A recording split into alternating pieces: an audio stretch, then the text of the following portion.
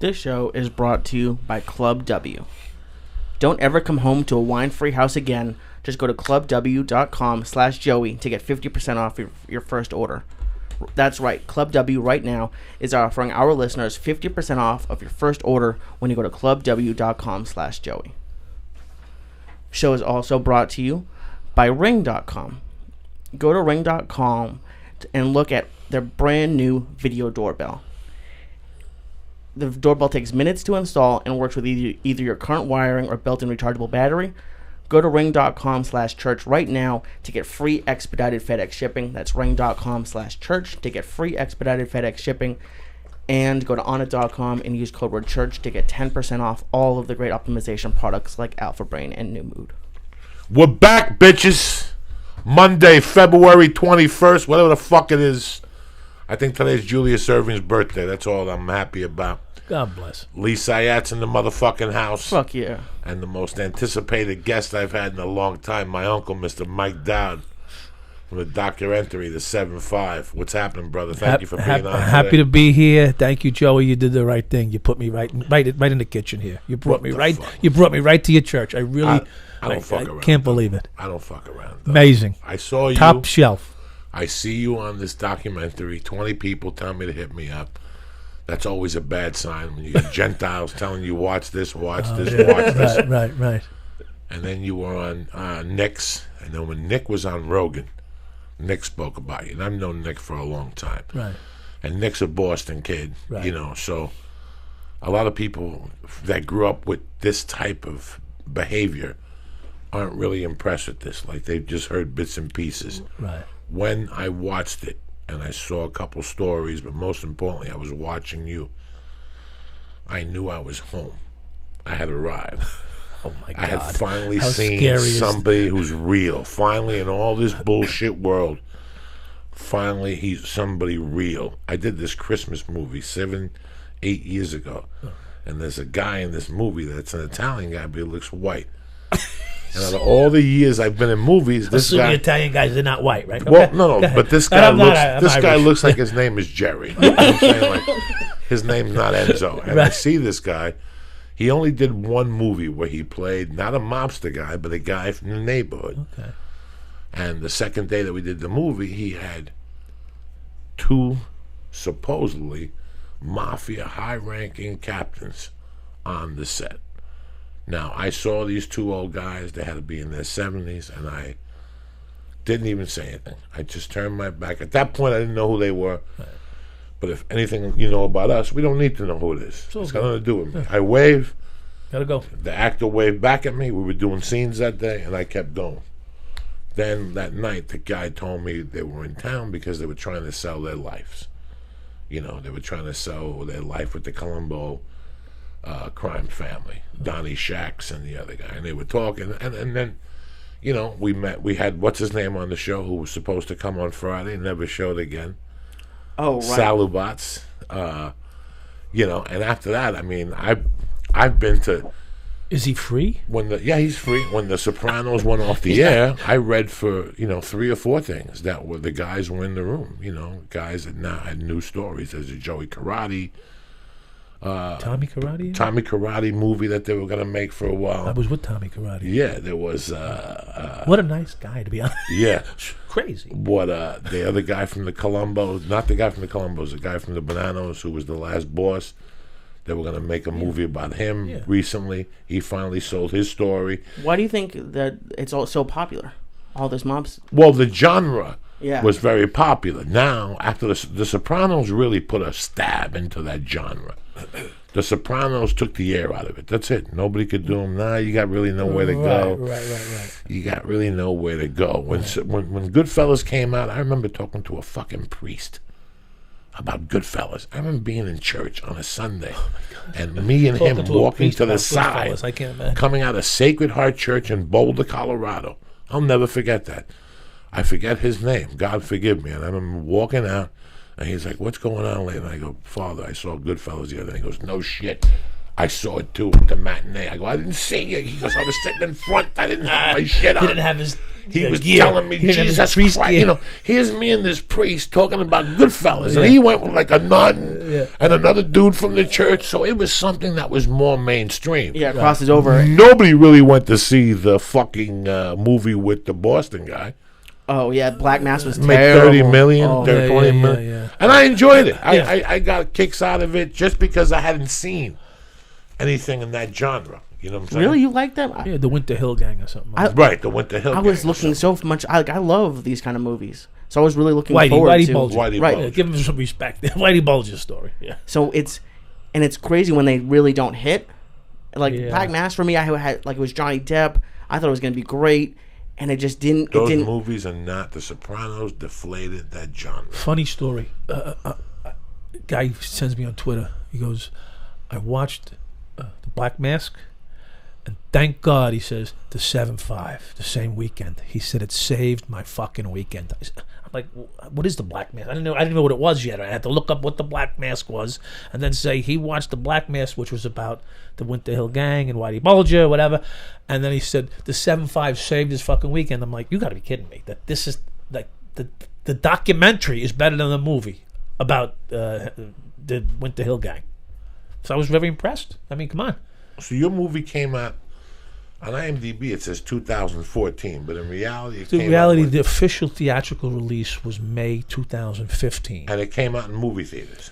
It came out in select movie theaters. IFC did a shit job with it. I'm going to be honest. They did a lousy distribution. They had no idea what they had, and it went from there. It went to HBO, Showtime. I don't know, Netflix, Showtime, Netflix. Amazon, Amazon, all these different places, and really, to be honest with you, my son made this thing famous. You know, he took me up on social media, and he managed me, and he just kept pumping it out and pumping it out. He had me on like Reddit. He had me on all these different shows, and like, you know, really, I don't make any money from the documentary, but you know, I'm trying to build a brand, my own brand. You know, the 7-5 Mike Dowd story, and but he really pumped it out. I mean, this thing was dead in the water. It's one of the best. Listen, I don't watch TV. I'm going to be honest with you. I hate to say that, but I don't watch TV. Never. You're one of those guys. I watch news. You watch news and sports news on and sports. Sunday. That's it. I don't watch anything else. I mean, Shark Tank. All right, I do watch. Now you watch. I watch now. Right. But 20 years ago, when you were a cop, nothing. you didn't even know what a TV was. I didn't know what it was. No, I don't give a shit. I was out drinking from the end of my shift. I drank from midnight to 4 a.m. Did a couple of blasts. Got in the car and drove home. That was my life. No TV. Got up in the morning, put on the fucking news, and then if there was a sports thing, I'm a Met fan. Sorry, fuck you all, I don't care. And Rangers at the time, I was a crazy Ranger fan, which I'm not into hockey anymore. So you could go out every night. That's like so foreign to me. Just go like getting drunk, like that's. Well, I started at work. Never mind. How old were you when you started going out 5 nights a week? Tell Lee, how old are you?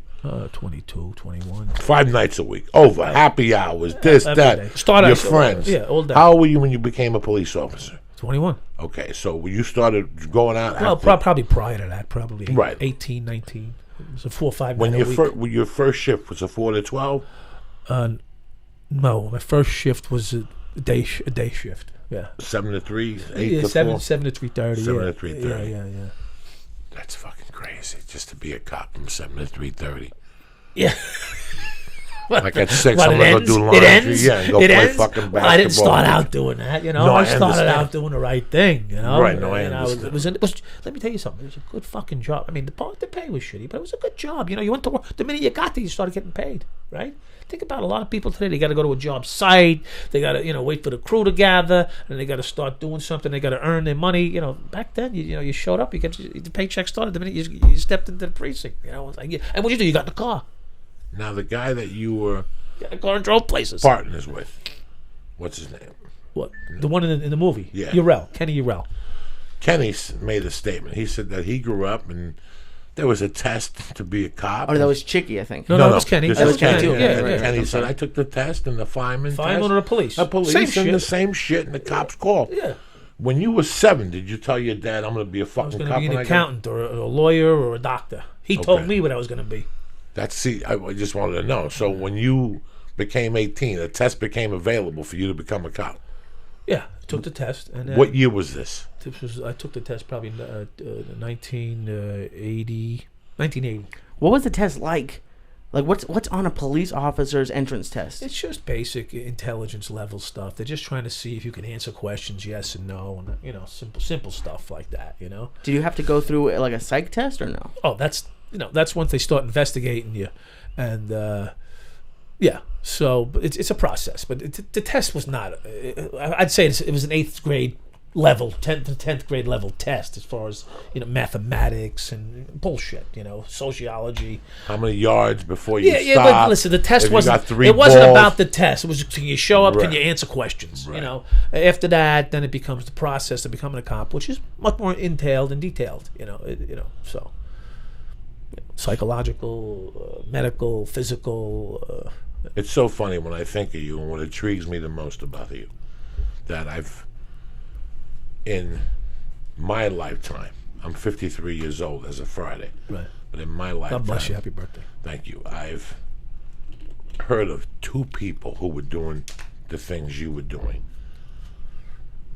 on the screen, in the police as cops. Right.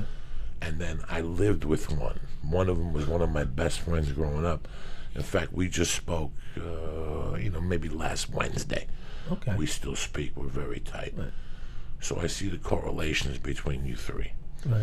The correlations are you all got hired between 79 and 80.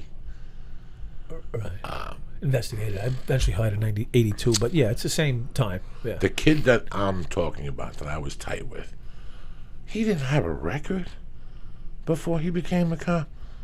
But you knew this guy was not going to fucking be a cop when we were 16. He was one of those dudes that was 3 years ahead of the fucking thing. Like, you were getting weed for $200 for 4 ounces in those days. Right. You could buy, what the fuck was it? Yeah, $200 bought you 4 ounces, which was $50 an ounce. You could sell the ounces for $100. Right. He had a better deal. Right. The weed was better. And he went to the Bronx and came right, back, and he was 16. Right. He had a car. He was a survivor already. It was already fucking amazing. He was a business guy. So when they came to me and said, Baba the Bop is going to become a cop, I go, no way. are you fucking kidding me? And it just wasn't Baba the Bop. It was him and another guy and another guy and another guy. And I knew these guys are all right guys. They've never taken nobody in the weeds and shot them. Right. But they're kinky motherfuckers. Yeah. Well, how did this happen? I'm blown away that at 21, 4 years out of high school, or 3 years out of high school, you can be a cop. Yeah, never have a job prior to it either.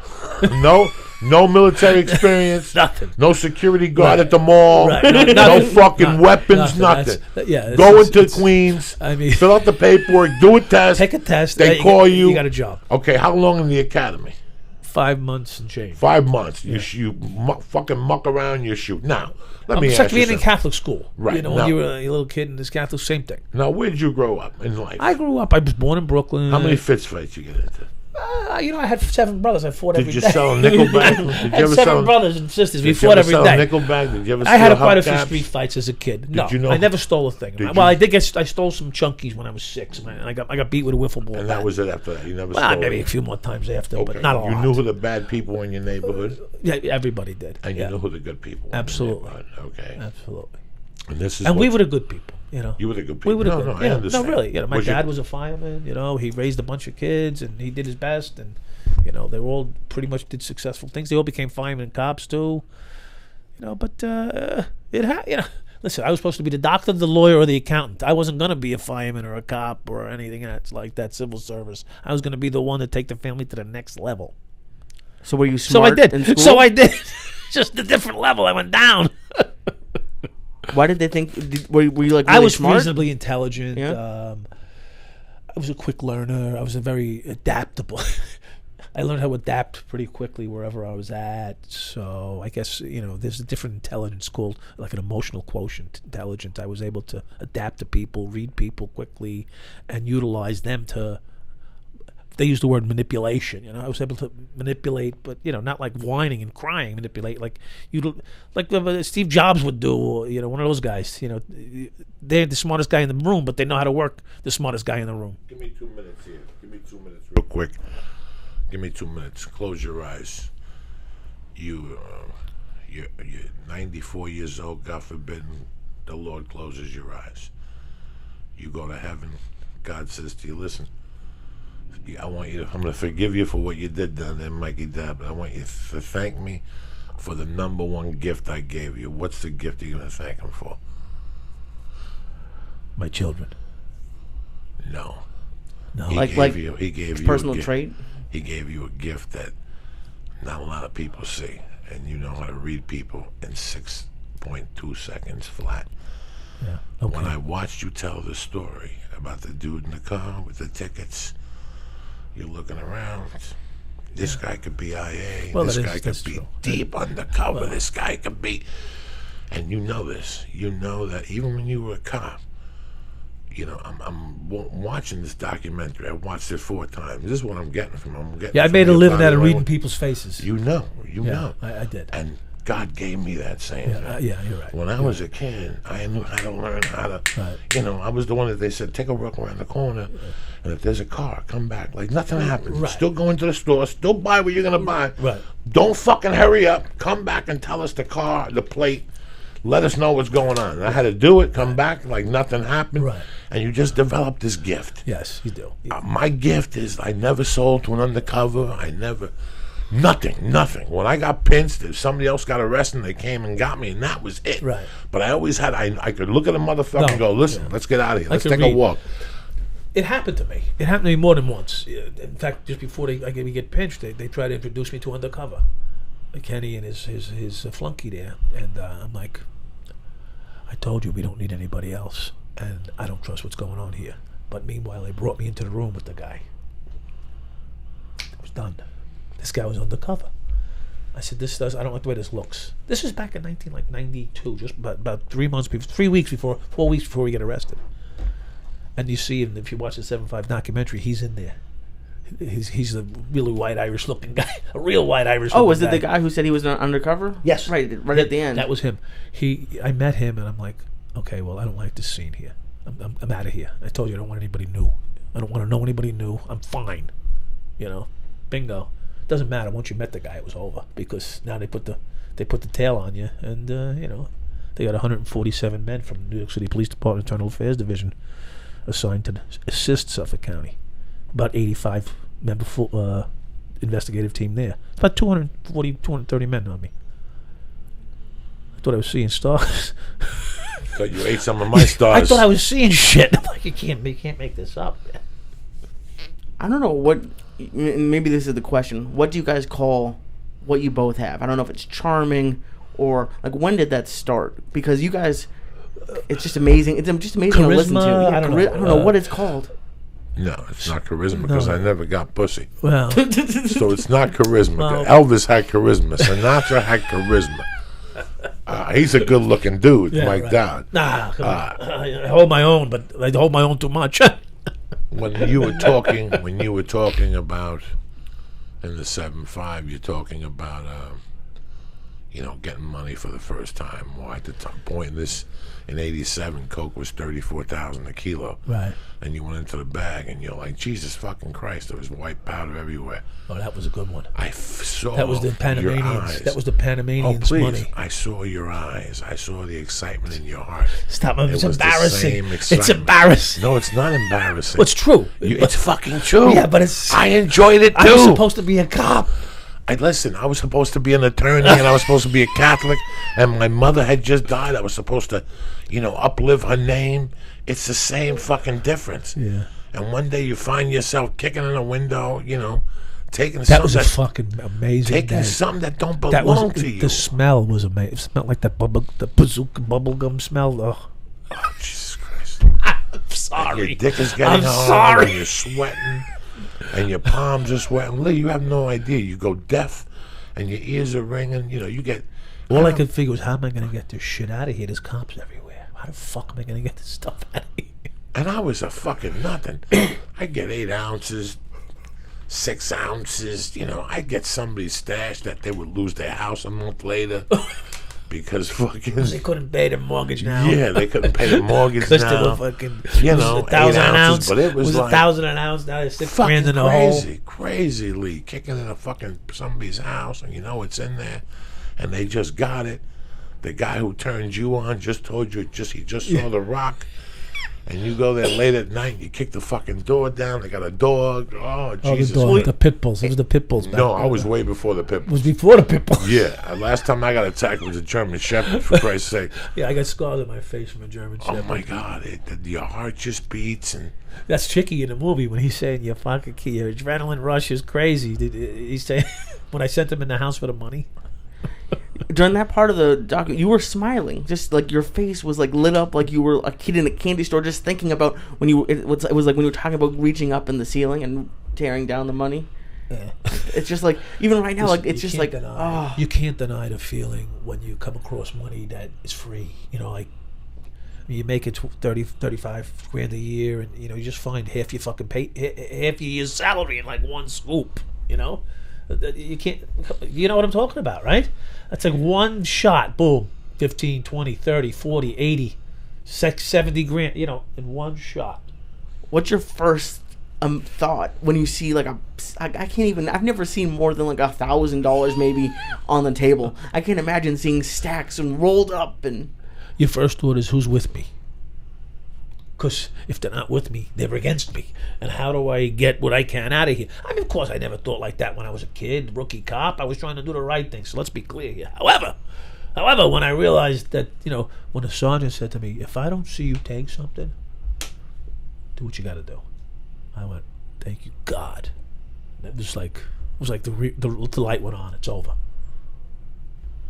Every time someone got murdered, I raced to the scene. Because what do people get murdered for in the hood? Dope, money, maybe pussy, but that's, you know. You know, one of the realest lines in that whole movie is the line that Chicky says, fuck Beverly Hills. You know, the most money in the hood is in the ghetto, which is... And listen, there's cash. There's fucking cash. It was like an ATM machine. And you have to catch it before it leaves. That's right. That's what you're doing. That's where the money's transpiring. That's what you're doing. Listen, when I was a fucking kid, my family had a bodega on 118th Street, like on 5th, by the fucking... that was Harlem. By the fucking Marquetta and the train there. Spanish Harlem. My mom was right there when I was a kid, and I saw it. And I saw how, in the daytime, people would go to that bodega. And there'd be some guy downstairs and another guy. That guy was holding. That guy was packing. Right. The money every hour on the hour. Boom. Guy would come down from the 3rd floor, take the money upstairs or get counted. They weren't selling drugs. They're just doing numbers. Just doing numbers. But in the 70s, think of how many times you go into a liquor store and there's people waiting online for fucking bingo tickets. Right. There was no bingo tickets in the 70s. Right. These places were taking numbers. Right. well, what about, and I don't know if your mom did this or not, but what Diaz had at the bodegas where you could just knock on the door, which is crazy to me because how do you know, you were talking earlier, if you trust people, it just sounded, the way he described it in the documentary made it seem like you could just walk in and knock and then anyone could buy anything. No, that's not true. You can't just walk into a bodega and buy a fucking kilo. They got to know you. You got to be cleared. Especially a gringo. A white guy's not going to walk into a bodega in East New York and get a kilo. They might get a gun in their fucking head, but they're not getting a kilo. Right, because when I think it was... You got to be cleared, man. When he was describing, and he was like, you just walk in, you knock, and they... Yeah, you do, because you're his client. He had 450 clients. Fuck. At 20 years old, making hundreds of millions of dollars. Rolling through 100 million. You know, he probably cleared about $1 million a month, whatever it was. I don't know what his numbers were, but they were, you know, he was clearing. He was paying me 10 grand a week. He didn't feel it. Well, 8 grand. But actually, Barron was getting 2 off the top I didn't know about. Cocksucker. Sure, why not? And then I gave him $1 grand for doing his job. Fuck yeah. No, that's staying, man. He got you a little finder's fee, But Barron. he got his gig out of it, and I was giving him something off our pot, you know, because I like to take care of people, right? Keep everybody happy. That's a crazy situation with Barron. Adam, if I had known Adam was bringing $1 million a week in, I would have fucking tripled my fucking salary. And it might have been worth it in the end. And let me tell you something. In Miami, the same stuff was going on. Oh, yeah. But once a month, these guys would hit Diaz just to keep him in line. Right. Just to let him know. We're going to get him next month. Don't worry about it. Pay us again. Wait, you're saying the cops would... Dog, those river cops, look them up. I was with them. Look those fucking savages up. I was with them. The Miami River cops? Yeah. Look them up. Same thing. Cubans who got hired with delinquents who got hired. Roman Rodriguez was with me in Marietta. Who got hired because there was no background checks under juvies. Right. And they got high and they got together. These guys are shooting people and throwing them in the fucking river. Shooting you, taking your drugs, throwing you in the fucking river. Tremendous. And when they were that getting... story's a little overplayed. I just want you But let me tell you something. but they did die. When they were getting out of jail in 1998, these savages were getting out of jail in Coconut Grove. They gave one of them a job as a cook. They fucking got him fired. They put signs up around the neighborhood. Yeah. They were pissed at this guy. They were pissed at those cops, though. Yeah. Well, they're still doing that to me today, Joey. I can't get a fucking job. Everywhere he goes, if someone calls up and says Dowd's working there, he's a danger to the fucking community. You know, I don't want my wife working where he's working. It still goes on today. Scumbags. Yeah. This only takes one prick. There could be 99,000 good cops. One prick out there that wants to keep the hammer on your neck or the knee against your throat or something. It just happened to me a couple months ago. Yeah, I fucking lost my job. Well, I got called in on my job. They put me on administrative suspension because of this documentary and everything. Because some cop called up and said his wife's in danger. Dowd's working there. Now, there's 100 cops' wives that work there. This one cop is a prick because he probably got his lunch money stolen from him years ago. And no one will tell me who he is. Probably the same scumbag that took my son's, told my son he couldn't play baseball because his daddy was corrupt when he was 6 years old. Kicked my son off the fucking baseball team. Now, what job did you have? I worked in mechanical services in a hospital. Okay, I see it. Yeah. So you can't keep a job. I understand now. Okay. Yeah. Yeah, it's tough out there. And I don't understand why a You got a police conviction? department doesn't hire you. One of these cop departments, I would. Well, for intelligence. I did do some work with the NYPD for a little bit. I did a two-day series for films to help train recruits and staff, superior officers and stuff like that. But it just takes one prick, that makes a phone call. Today the fucking newspaper was at my house talking about these cigars, the 7.5 cigars, saying that Dowd's hooked up with drug dealers and making fucking drug moves again. This is the kind of shit. I mean, the last person that you should be looking for making drug moves is Michael Dowd right now. It's like putting a fucking bullet on, a bullseye on my back or something like that. But anyway, this is what you deal with when you fall down in life. There's scumbags out there that don't want to give you listen, this is America. It's a land of second chances, right? Don't have a fucking felony today. What happened with you, Joey, when you were trying to get a job after getting out? You got a little feedback. There was a machine gun involved. There was a kidnapping, that always raises eyebrows and flags. Oh, yeah. Well, you can understand it. And then I got into comedy. Thank God. And I would put it out there before anything was said. Right. But there was, I got a job with Fisher Honda. They came back and said, we got a background check. I got a background check done at National Rent-A-Car. The owner came back. He goes, what do you want me to do?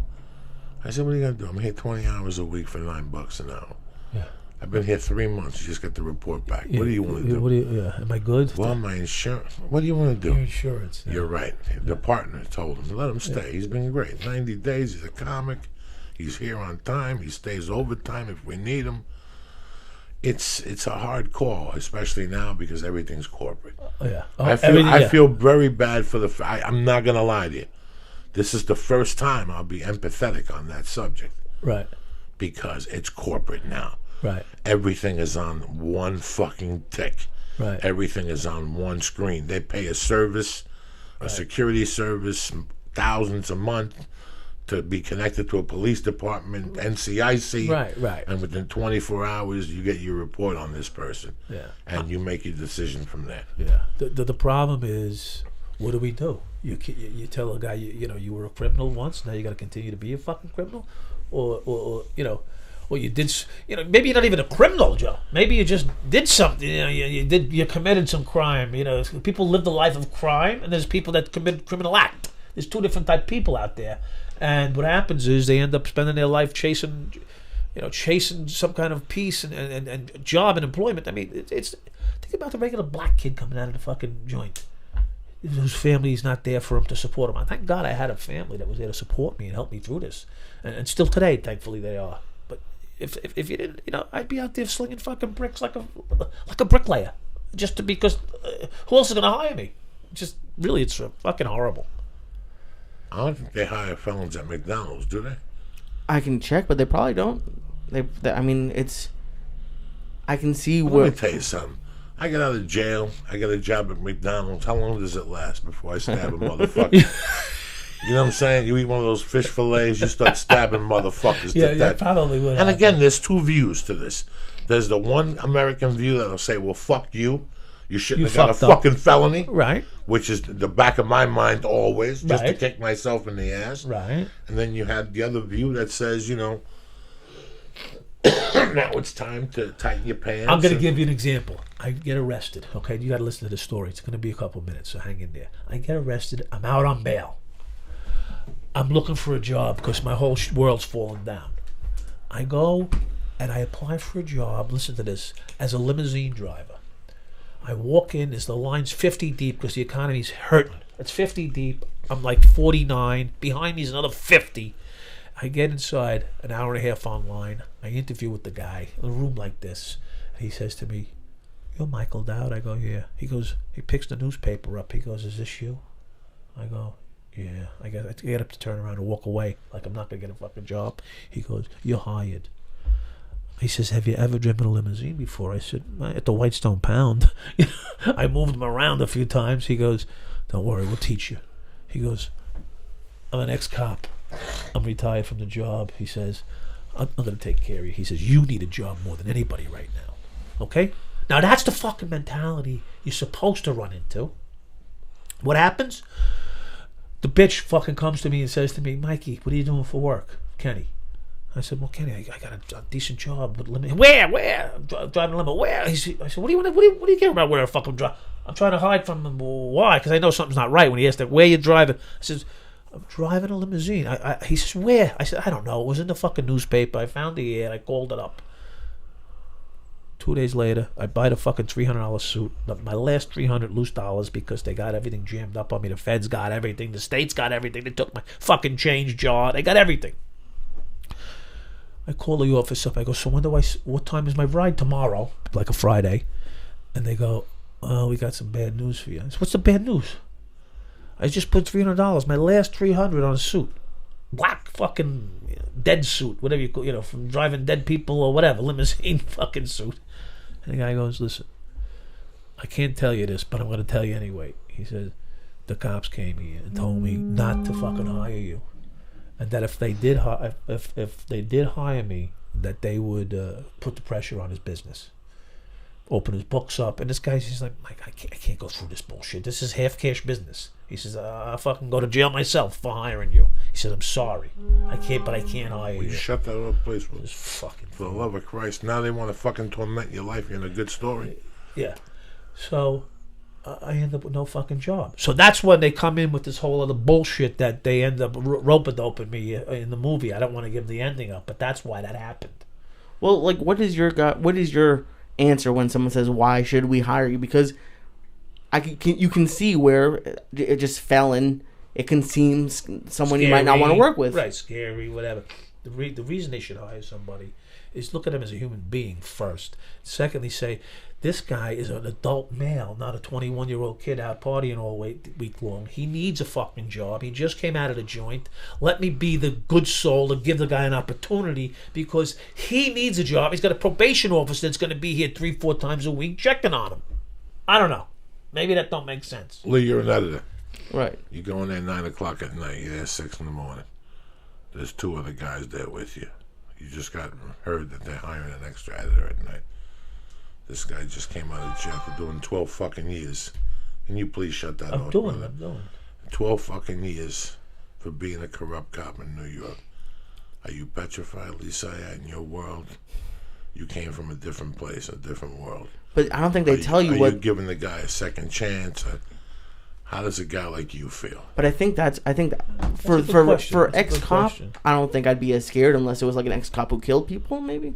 And I think that's how I would think people would look at it. But here's the thing, though, and this is what these companies, even if they're small, don't want to take that chance. So legally, they're just like no felons because who's going to make the decision that Mike's cool and a drug dealer's not?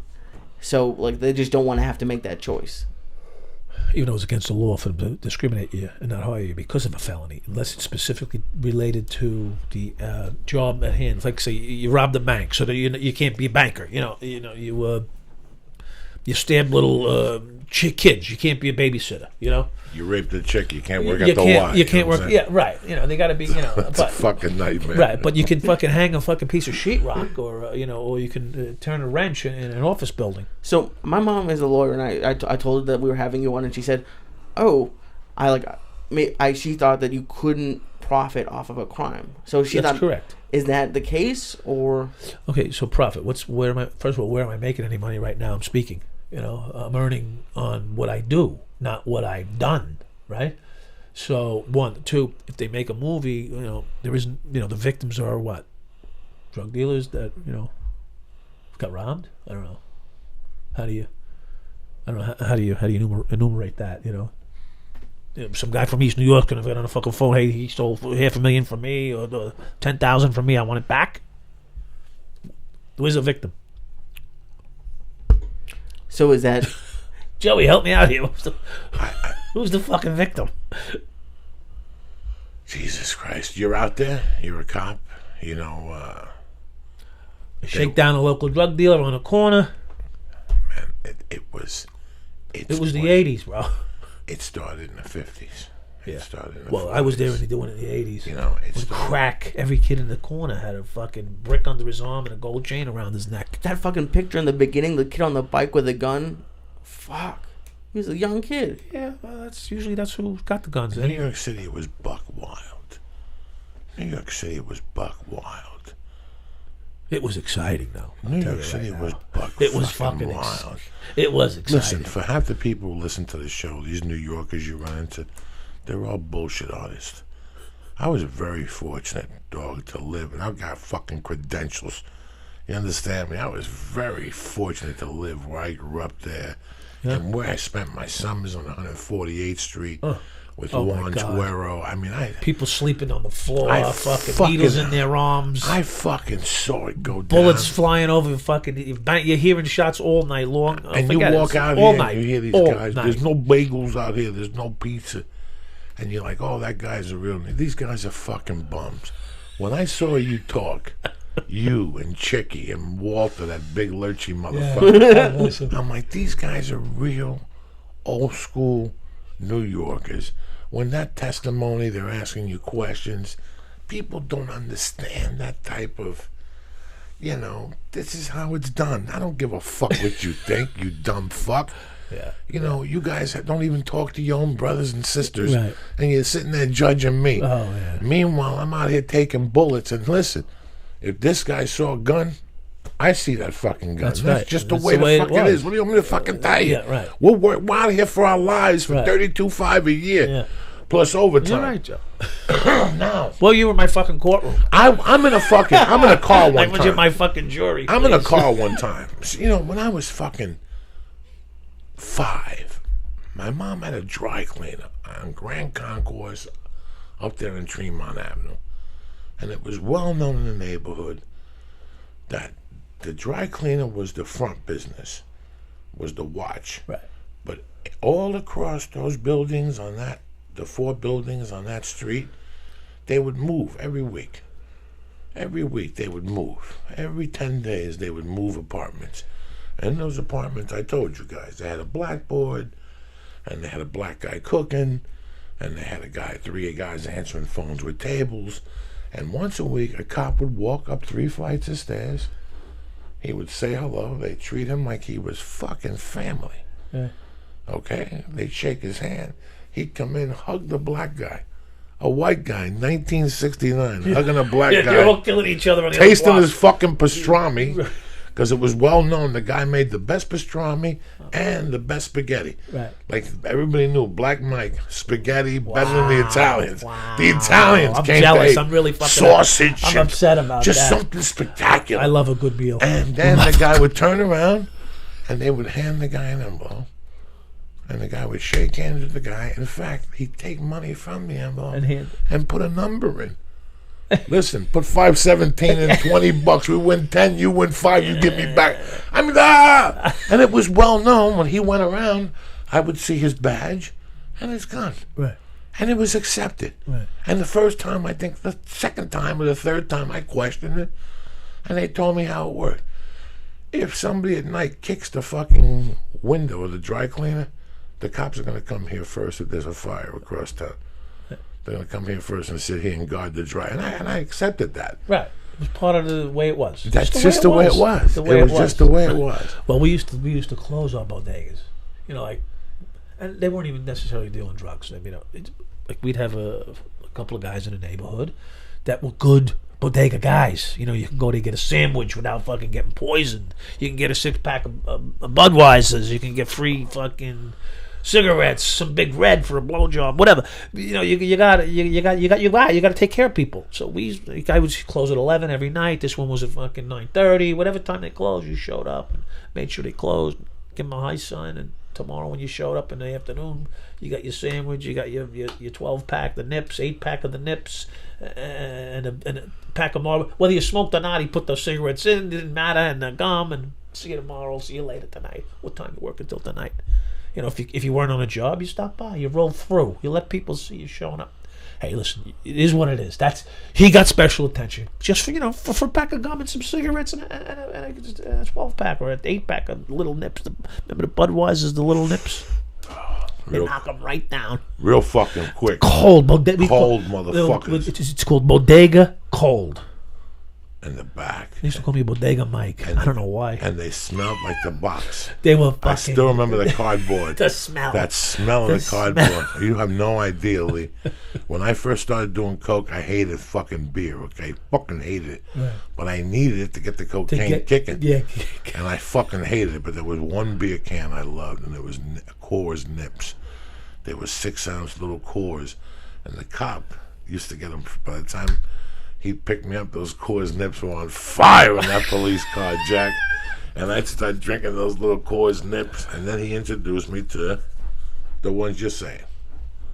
The 8-pack, the Bud Nips. Oh, the Bud Nips. And 6 in a case. No, 8. It was 8. It was 8. 8 nips. Right. But 6 of those in a case. Oh, yeah. Yes. Who the fuck you think you're dealing with? Some fucking novice? So, Lee. In a case of regular beer, there's 4 6-packs. Right. In a case of nips, there's 6. There's 6. Okay. 6 8-packs. So there's a story. Walter and I don't know if it's not in the movie. I don't think. But this Walter and I are sitting there. I take him to Walter's first day with me. He didn't know how to work with me. But he was a kid to me. He was a baby. Monster he is, but he was a baby for me. So I take him to this bodega on Riverdale and. Hinsdale. It was the fucking worst place in the planet. Riverdale and Hinsdale. Mark my words. Worst place in the planet. I had a connection with the bodega owner there. And he loved me because I just showed up. He was a legit bodega guy. I don't know what else he did, but he wasn't selling cocaine. Okay? But he sold his wares there, whatever it was. I go in and get 4 hamburgers. 4 hamburgers in a bodega. I'm getting 4 hamburgers with cheese, some fries, and an 8-pack of nips. Walter's like, "What?" I said, "Just, it's gonna be okay. Just come." He gets in my car, my private car. We go, we pick up the nips, we get the burgers, we go back to my post. We're on the same foot post. We're sitting there in the car, and we see this car over there, unmarked car, and we wave to the fucking douchebag. We don't know who it is. But we figure it's like a RIP unit, a floating unit that comes in and out of the borough, whatever. They're looking for some robbery suspect or somebody. We don't know who the fuck they're looking for, but we know it's not us. So we sit in the car, we start eating our burgers, knocking back the ghetto. You just throw shit out the window, right? And turns out to be the guy in the fucking movie, Trimboli. The guy that says the back of the hair stood up when I saw Dowd. He was a perp. I hated that guy. Yeah, prick. He's sitting there watching us throw these beer cans out the fucking window. It was him. We said hello to the guy that was following me fucking 4 or 5 years. They're throwing the nips out the window. He goes and picks them up. About a month later, 3 weeks later, we get called in for investigation. They call me first. They're so fucking stupid. They call me first. And they go, "Were you this? Were you..." No. Okay. I go back to the precinct, and here comes Walter, who I never seen him since that day. Now I see him the next time. 2 weeks later, I said, "Walter, call you in and ask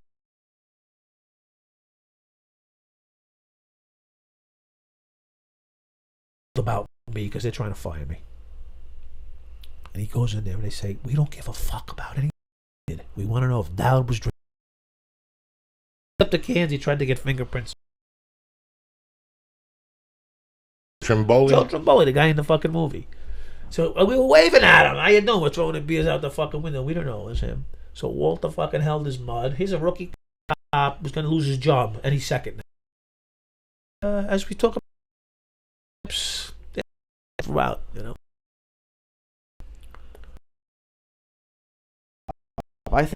And these guys are like nerds. Like they're nerds. Come on. And they're not.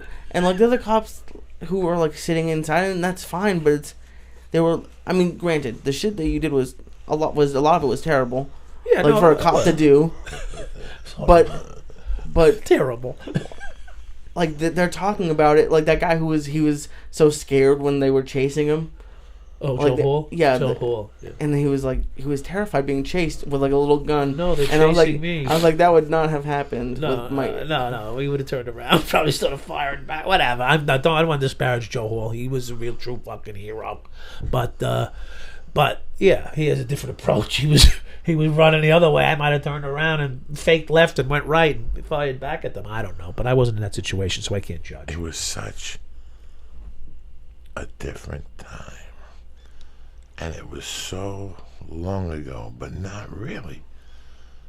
It was so long. Like, when I think about the 90s in New York, it was 20,000 years ago for me. Right. But in reality, it was 20 years ago. No. Mm-hmm. I mean, it's a different place today. Brooklyn's a totally different place today. It's almost like fucking Disneyland. You know, when you compare it to how it was back in the 80s. Listen, I could go to bed at night. And I used to do this because I wanted to make sure my business was good. I go to bed every night and I pick every single block. I go from Van Sinderen, which was the western end of the precinct, to like City Line, which was the other end of the precinct in Queens. Our precinct went from Van Sinderen, which is the railroad tracks, over to Queens. I went to every single block and picked out every spot on that block where the dope spots were, and every single block had one. Or more. You're talking about 50 blocks, 60 blocks wide, maybe, right? Every block had one, and most blocks had 4 and 5. And my exercise at night was to know each and every spot before I went to bed, so that if I got a call, I would know that's good. Gotta go here, gotta go there. Maybe I had a business mind, huh? What the fuck was wrong with me? And a lot of people, even like Lee, doesn't understand this. Okay, Lee, so the 80s hit. And this is from my experience, just to let you guys know when you talk about bodegas and stuff like that. The 80s hit, and we were copping coke in Jersey. And all of a sudden, I had the school teacher, I swear to God, a high school teacher, that we had a conversation one day, and he had some powder, and he sold it to me, or we worked something out, and then about a month later, me and him were having a conversation, and he told me his guy didn't come through. If I knew anybody, and I go, no, and he goes, I got one spot. Take a ride with me. I'm 18 years old, right? Yeah, right? Figure this out. It's May of 82. I was just a lost kid. I had a job. I don't know what I was making a week, but my main money was picking up 8 balls, throwing a gram of coke on it. Small time, but it didn't matter. I was 18. Right. I wasn't looking to be fucking Tony Montana. Tony Montana hadn't even come out yet. It's coming soon, though. He takes me into the city. We have a great time. He takes me. It's a short hike. We go through the George Washington Bridge over. We hook a fucking right down the expressway there, and then we cut up on 135 or whatever the fuck it was, all the way to 135 in Amsterdam. And again, we park in front of a bodega. You walk out. This is 1982, guys. You walk out on the middle of the block. There was like a house or whatever, a building, but there was a supers, with a super. Right, down below. Down below. Yeah. But these people on these last 3 or 4 or 5 blocks had dug them out and turned them into barbershops where you make keys commercials. or little commercial places. But there was this one place that was a disco. Okay, they were a disco. Right. It wasn't licensed or anything. It was just a disco. And they sold beer, they sold booze. Yeah. You could buy anything. And it was a bar. You could buy anything. And in the daytime... No license, though, by the way. And in the daytime, they had 3 chicks at the bar. They had a bartender. They had a couple guys. Nobody was dancing. And you walked into the DJ booth. You walked in. There was 2 turntables like we have right here. In the middle of a turntable, there was a little itsy-bitsy fucking scale. A little triple beam. And over the fucking door... Over the door, before you closed it, the guy stuck his hand there, and the door ledge dropped. So there was 2 types of Coke, one for 80, and the other one was for 100, and one was for 250 an 8-ball, and the other one was for 225 an 8-ball. And he gave you a sample of both, and you did them. And I was dog. I'm fucking 18 years old. Now I had grown up, and I had seen this at my mom's bar. But now I'm in it. I'm in a room with fucking adults. I'm living large. And guess what? His name, he never took me over. We left. We went back to Jersey. But the people on the way out said, hey, you're welcome here. Done. That's all I needed to fucking hear, Lee. You got a fucking hard on. You got a fucking hard on. Oh, my God. So I went back to Jersey and said, listen, people. I'm in. I found this new place, Colombians. They fucking $2.75 a banger. That means I'm getting 25 50 just for going over. Right.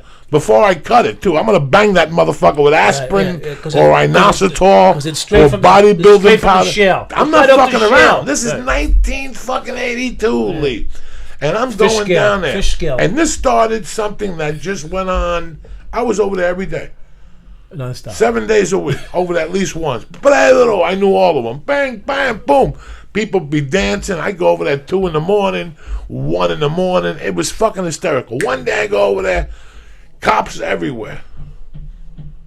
Cops are fucking everywhere. What do you do? I didn't do anything. They had shot somebody right there. And there was a dude on the corner that went like this.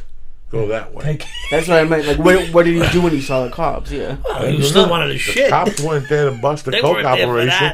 They were there for to the body, fucking pick this fucking moron up. That's it. Once we pick this moron up, we get back to business here. Fine. Business as usual. The cops were in on this. This was before crack.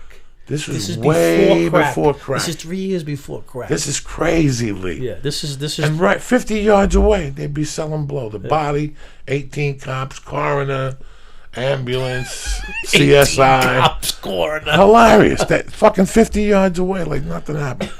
I go over there and pick up 3, 4, 8 balls a shot. I was a kid. Yeah. I was a fucking kid. Invincible. Invincible. I was doing nothing. I thought in my mind I was Joe Montana. Making sure I was making. But this was the places, Lee. How do you get in there? You just get in there. Right. And guess what? From going in there, now that guy told me there's a place. I got a better spot. You don't have to come all the way over here. Right.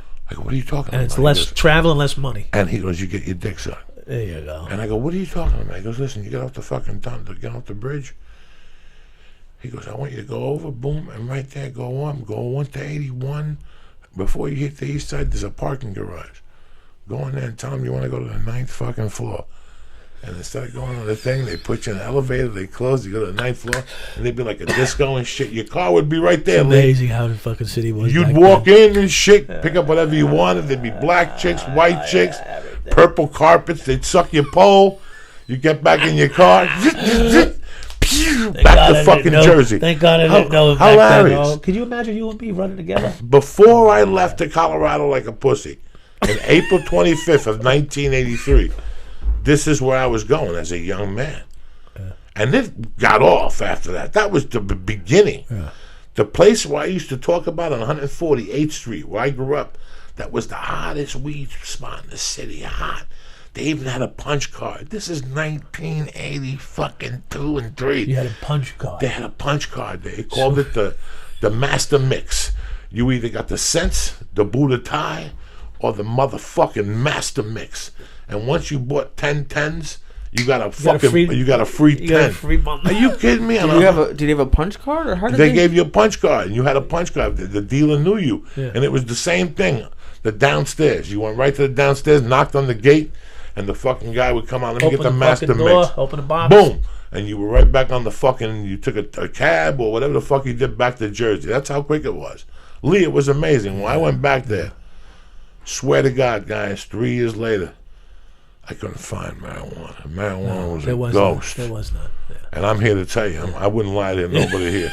I was looking for weed to take back to Colorado. I was about Imagine that. to go back to Colorado. I didn't know nothing about, who dealers. I was going to either Colorado Springs. I didn't know nobody in Colorado Springs. I didn't want to land in Colorado with no weed at all. At least let me have at least 220s to get the party started. Get you started. You know what I'm saying? I'll smoke a little bit, take 2 Share hits. something, and all of a sudden, Yeah, I and got all of a sudden something. you meet Yeah, somebody, you're a in the neighbor. mix. You're in the mix then, right? So I didn't want to go. I went to 148th Street, where for 3 to 4 years prior, I was buying weed twice to 3 times a week. And the people were like, weed? Shit. That don't even exist here. This is Crackville. There's no money in the weed. This is back Crackville, then. Yeah. Jack. They were selling trade bags. There was so much little money. There was no money in weed back then. What is this like? What is it about crack that just made everything go crazy? I never did crack personally, but I can tell you from doing a little toot now and then, it's I don't know. It makes you euphoric. It makes you want to fuck even though you can't half the time. Lee, it was the craziest fucking thing you could see. Right now, for years, I could sit with somebody and go, they could sit with me and go, all right, Joey, I went through your records. You got your first weed license in 2007. Break it down for me. And what I saw then and what I see now is tremendous growth. But it's nothing like the growth I seen of cocaine. Everybody went from doing acid for $3 and nickel bags and pills for $6 and Quaaludes for $4 to paying $100 a gram. Holy shit! And there was no samples. Right. There was no in between. Right. Chicks got samples because you got them in to suck your dick or to buy a bag. Right. But guys didn't get samples. No. And crack, it was like the truth. Let's be honest. Black people smoked crack and white people smoked freebase. Right. Which basically it made it affordable for people. Powder cocaine was expensive. Crack cocaine was cheap. So now the urban guys, whether they were black, Spanish, or ghetto white, they could afford what the big shots were snorting in fucking Studio 54. Am I wrong? I mean, that's what it was. So now the regular kid in the street that could never afford to get high because it was too much money was now getting high, and I tell the story. It was like, you ever watch TV? You watch the fucking guys, they storm chasers. You ever see a storm chaser? Yeah. They're in a fucking van and they got the cameras and they're talking on their mics and they're saying, "Oh my God, there it is. There's a storm." It's like a funnel. Crack was like a fucking funnel. It came in, sat down, did a little whirly bird, and sucked everybody in with it. It was like a fucking disaster. And you know what? Today, half those people are gone. Like 50% or better are gone, and probably 25% of the police department's gone with them too. in my world it showed up mid-84. 84, 85. Mid-84. By 85, it had taken a stronghold. Right. I was gone. I was somewhere where crack wouldn't hit till 15 years later, and that was in Denver. Yeah. It wasn't going to hit Aspen and Snowmass. They were smoking freebase. Now, in 82, when I graduated high school, whatever happened, that same week, and Timmy listens to this shit, he's going to howl his ass off. We bumped into this dude. We were getting that coke from the city, and we bumped into this dude, Steve Batalanis, who after everything would always say, tremendous. So he comes to me and my buddies, he's like, listen, I got this pimp. He wants to buy blow. You know, I hear that you got the best shit. You get it from Harlem. We want that shit. We want the shit that's tremendous. So I fucking whacked this guy 2 times. We take him down to Tunley Avenue, down there to these fucking ratty hotels. And we go in. He's got 2 white chicks who look like they fucking got beat up and stabbed. Oh, Jesus. And it's a black dude, and he's got like a bikini on. And we give him the coke, and he fucking does something. He's like, dog, go get this motherfucker. This is the shit that killed Jesus. And this guy starts doing some shit. This is the summer of 82. This is June of 82. He starts doing some shit, Lee. And he starts cooking it. Like, not cooking it. What the fuck did he do? He did something really weird. He shook it up, and then he put it on this thing, and he cooked it with a blowtorch, and then he put it through a sock. Then he took the scrapings off, and he put it on another glass. And he did this like 3 times, and he gave us all a piece. and we smoked it. And this was freebase. Oh, Jesus. And me and my buddies shot up to this place called East West on 48th Street and Bergen Line around the side there. It's still fucking there. It's a record store, head shop. They got like all the bootlegs from the Garden and all that type of shit. Okay. But at the same time, they sell like the double barrel shotgun. You know how many thousands of dollars I spent on double barrel shotguns? Double barrel shotguns had two things for your nose and one glass with a scoop with a little fucking thing that held like a fucking quarter gram. You put that in the bag and you blew it into both your fucking nose holes. Oh my God, tremendous. I used to sit on them. And this is with the Coke? This was with the Coke, but you could also buy a freebase kit for $49.99. I invested in one of those things. Did you? You invested. After the black dude gave me the fucking taste. Yeah. And me and my buddies called the Camel, the same dude that took me into the city to get me the Coke from the Colombians that time, and he brought me like 12 grams of blown bottles. And me and my buddies sat there all night and cooked it up. And that was my adventures of freebasing. I never freebased again. What a waste of fucking time. We're romanticizing this thing. Like, where do you find a freebasing kit? At this place, East West. They still have them? Not now. It's 30 fucking years ago. Well, they must have been everywhere, right? I don't know. At the time, this was the new hot trend. This guy named Hollywood Henderson had put a bunch of people. Right? What's his name? Richard Pryor lit himself on fire. Right. Freebasing cocaine. Right. This was the new hot fucking thing. So at least I tried it once and I didn't light myself on fire. Right. And it was too much drama for me. But in the ghetto, it became something different. You could take an ounce of coke, get it for $900, put fucking turpentine in that motherfucker, paint, Gorilla Glue, and stir that thing around and get it 3 times back. Right. And sell those for fucking $10 a piece and make rocks. I thought they were rocks. Unbelievable. I thought they were robbing the people when they first found them in the street. I thought, what the fuck are they doing? They're robbing these people. They're putting, selling, making believe it was cocaine. We didn't know what it was because we weren't sampling it, for Christ's sakes. And sure enough, it was little rocks, cocaine. Now let me ask you a question, because I watched a documentary last week, bits and pieces of it.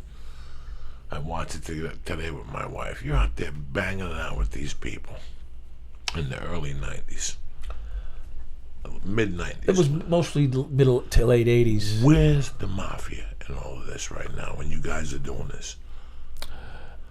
They're trying to get in. But the Colombians ain't letting them in. Trying to get into the drug trade or what? Yeah. Okay. Yeah. They actually, some came to me and asked me to see if I can get them 500 kilos. Thank God I didn't. I don't even want to say the guy's name, but he's still alive. Who's kicking the table? You, Lee? Me, rubbing up this fucking water. I'm getting nervous. Don't worry about the water. That was weird. Like in that whole documentary, I'm going. The wise guys didn't control cocaine. Don't ask me why. They didn't. Well, what were they doing at that time in the streets? Where they weren't doing gambling. They had already started. They did a lot of hookers. And they weren't doing gambling. They were doing the Joker pokers and all that. The Joker pokers were big. Big. That's big. right. And then the illegal gambling halls, they controlled all of that too. So yeah, but. They were doing a lot of like truck heists and stuff, like 4 million cans of tuna, at 20 cents a can. They just made half $500,000. They would do JFK truck heists and stuff. That was their gig back then. And they did a lot of heroin. They were doing the heroin trade from Sicily, in wine bottles. That was a weird time period. And I watched the interviews with you. And the plan was to sit here and watch half tonight a little while, just to break it down a little bit and let Lee ask you questions, or myself, or you, or we just go to fucking chit-chat and we'll give it a shot and let's just see what you think. You ready? Yeah, sure. Now, before we start this, hold on. How long before you got out of jail that this was already in the works? This wasn't in the works at all. When you got out of prison. No, I was done with this life. This life that's confronted me today. When did this come back? When did they come to you and said 2012? They came to me and said, "Listen, are you interested in doing involved with this Marlin Commission special? We're doing a documentary about them." I said, "Fuck the Marlin Commission. I got a story for you." And they came to meet me and they agreed to do it the way I asked them to. And this is what they got. They got one of the best documentaries in the fucking world. Let's fucking get it started, though.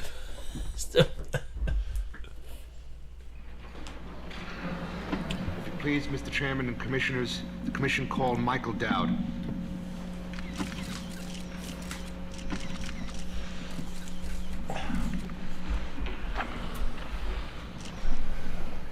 Where were you, Lee? Please remain September of standing, Mr. 93. Dowd. Raise your right 93? hand. I'd ask the Chairman to please administer the oath. Mr. Dowd, Kindergarten you swear or or affirm preschool? to tell the truth, the whole truth, and nothing but the truth in the course of your testimony during these proceedings. So help you God. I do. Thank you, Mr. Dowd. Would you please be seated? I was fucking shot. Now, Mayo, you may proceed. I was in a hole for fucking a year. Mr. Dowd, I'd like you to please keep your voice up and speak into the microphone so that everyone can hear you. Were you once a police officer of the New York City Police Department? Yes, I was. How long were you a police officer? 10 years and 5 months. Mr. Dowd, during those 10 years as a police officer, did you use your authority to commit crimes and acts of corruption in violation of your sworn duty to uphold the law? Yes, I did. While you were in uniform and on duty, did you commit thefts? Why do you think we're here? Yes. Why the fuck do you commit think we're extortion? talking? Why did you agree to this? Yes.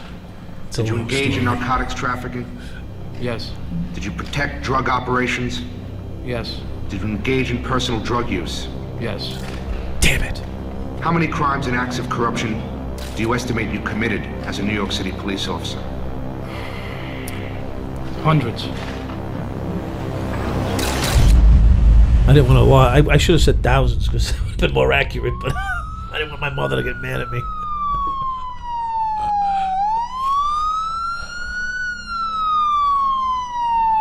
Lee, you trying to blow my earloads out or something? Is it too loud? Jesus Christ, New you know I'm York is in the fucking grips of a deaf. crime wave. Crack is now sweeping New York.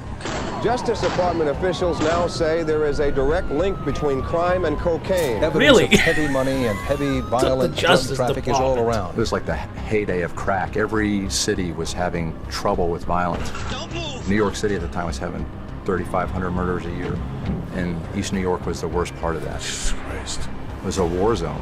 They were empty buildings. They were just living in them and running electric from the street pole to the houses. It looked like Beirut. East New York at the time was very, very poor, so you had all of the socioeconomic contributors to crime, all of that converging, and it was a hotbed for crime in New York City. East New York, Brooklyn, 7-5 precinct. Back in the late 80s, was the deadliest precinct in the country. There's my boy Walter. And what were you making at that time legit there from the department About 28,000. to get shot at? Once a fucking week. More than once a week. Runs north to south. That's a slow week. Really? The serious thing, in the beginning? Do you want? In the beginning, did you get shot at all? No, I never did. I was lucky. I Very learned lucky. I learned how to avoid. No drama, nobody I came at you with a learned- knife, nobody came at you with a needle. There was knives. AIDS blood. There was knives. There was AIDS blood. All that shit happened. But I learned how to not get shot at. I'm not going to say because people get shot at all the time, unbeknownst.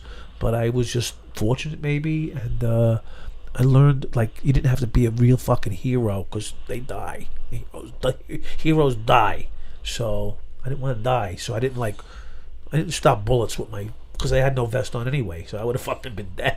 I never wore a bulletproof vest. I just thought it was like passe. It's like you're not a man if you need a bulletproof vest. Huh. Thank God they got a kid. A kid's life was. Walter Yerkew's fucking nephew was saved this weekend by a bulletproof vest. Walter's nephew. So thank God he wore it. But anyway, I'm just how I was. I just didn't. I thought it was like not macho, whatever. It's the way it was back then. When you were in, you were all in. It was gone. It was on. See, and that It was mentality. fucking on, bro. When I was in, I was in. Yeah, there was no. There was no. I was only in. There was no maybe- walking backwards. No, It was I walking out, walking in the front and out the back, not walking in and backing out. It didn't happen. I woke up thinking about it. When you're walking around looking for an envelope, you'll find one eventually. Every fucking day, There's always something. you There's always find one. It was fucking crazy, Lee. It was crazy. I'd be walking down the street and this gate would be open. I'm staying with a couple right now. I don't want to say their name. And they said the 80s were fucking amazing. There was so much money in the street. No, there was tons of money on the street. It was a fucking moron could make a living. It was when I think about the 80s, it was Lee, incredible. Fucking idiots were buying boats and getting their dick sucked in the fucking 80s. There was so much money. So fucking because a moron could buy 300 lewds a week. That's right. For a fucking it was $100 and sell them for $4 and make $300 profit 3 times a week, and that's $900. That's fucking $3,600 a month. Boom. Plus you collect unemployment. Plus you have some type of job that's you Maybe, in. yeah. You have no idea how much money there flush. was. Everybody was. First of all, you got a part-time. You got a job. Everybody got a job. That's the right. hustle was you got a job that you got laid off. Right. So you got unemployment because you're 18, 19, 20. Right. So your seniority. It all goes by seniority. Right. So you get in there maybe 2-3 shifts a week, but those 2-3 shifts would be for $600. Right. So that's your rent and your car payment. You got that covered. Now you got the street to bang out with. You knew this guy who sold toasters. You could buy 300 Quaaludes a week. It was the money was amazingly. It was. I don't know where it was. And then the place there. you work for laid you off. So since you worked 2 days a week and made that money, you got the top niche. So you got $450 a fucking week in those days or something. Are you fucking kidding me, Lee? Here you are getting unemployment, selling Quaaludes, a little Coke. Are you fucking kidding me? Going to the fucking discos, right? It was crazy. The money was easier. There was no crazy. computers. There was no cameras. Yeah. People were doing wacky shit. People were chopping up more money. There was a lot more kickbacks. There was always fucking something. I was surviving. I was a fucking kid. I knew nothing about nothing, but I knew how to leave the house with $3 and come back and come home with 50 and 10 pills or a gram of blow or something. Right. You know what I'm saying? Amazing. So you learn how to have this under the radar type life. Just the credit card guys. Just the people who did under the line credit cards. People who lived off credit cards but didn't ring $40. They could go to a Chinese restaurant 7 days a week and get the lunch special. Like doctors, and buy a special for the owner. Give them a special too. And sign for it and walk out of there. Because they weren't gavons. They weren't. They knew how to keep it. It was fucking crazy. Don't be stupid. Don't be a gavon. I was actually wondering that. Do you think if you had toned it down a little bit in a few areas, you could have still done it for an entire career? I didn't have to tone it down. That was the fucking problem. I pulled the vet into the lieutenant spot. That's what I'm saying. Well, I was asking them to lock me up then, and they didn't do it.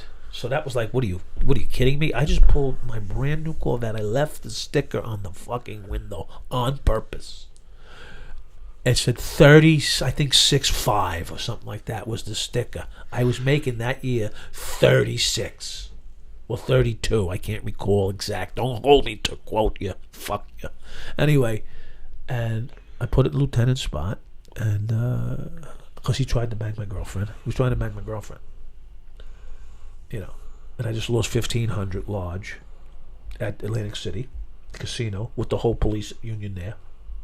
Everybody knew I lost $1,500, and then I pulled a brand new vet in the lieutenant spot, and I left 2 paychecks in the fucking in the box, in the check box, the same fucking week. I mean, you can't make this up. $1,500 cash the cop lost. I put the vet with the $36,000 price sticker in the lieutenant spot, and I had two checks still in the box. That's a month's pay I didn't pick up. What were you thinking? I wasn't really thinking. I was just living. Like I said, when you were crazy, you were going deep. There was cops that were probably at the 7.5 that you knew who was taking money. You knew who took money, and you knew who didn't take money. Right. But you know, guys that kept it low beat, acted like they had the same pair of pants. Right. And these motherfuckers had a whole... Those guys were good at it. Those guys I were was fucking... young. You were young. I was young. I was 20-something. I was one of the... the You bigger your didn't car, the give a bigger your cock, right? Fuck. When you're 20-something, you don't give a You're fuck. impervious. Nothing. No one can I'm going to fucking get my chair, sit down, and you can suck my dick. It was horrible. It's horrible. And you look back and you're like, what the fuck was I thinking?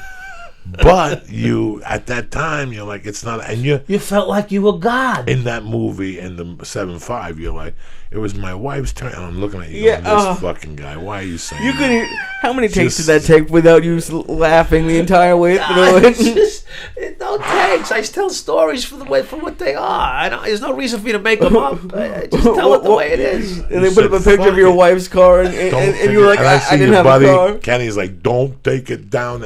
And I know. As soon as she said that, I was taking it. I know the feeling, Coach. As soon as she said that, I was taking it. Oh, my God. I know the feeling. Don't ever tell me not to do something. Oh, my God. Because it's happening. I used to go crazy when I would do that. If you tell me not to do something, it's happening. Somehow, I don't know why. It's just my nature. Even if you know it's the worst thing you can do. I knew it was bad. I knew it was wrong. I just had to do it. Oh, I really related to Kenny a little bit during it. Like I was like, oh my God, like what are you doing? Like you would have been a great partner of mine. Let me tell you. No, I don't. I wouldn't rap. No, well, whatever you would have or wouldn't have, you may have. You don't know what you're gonna do when you're confronted with that situation. You know, when the guy says, because Kenny was facing more time than me because they had him in the goods.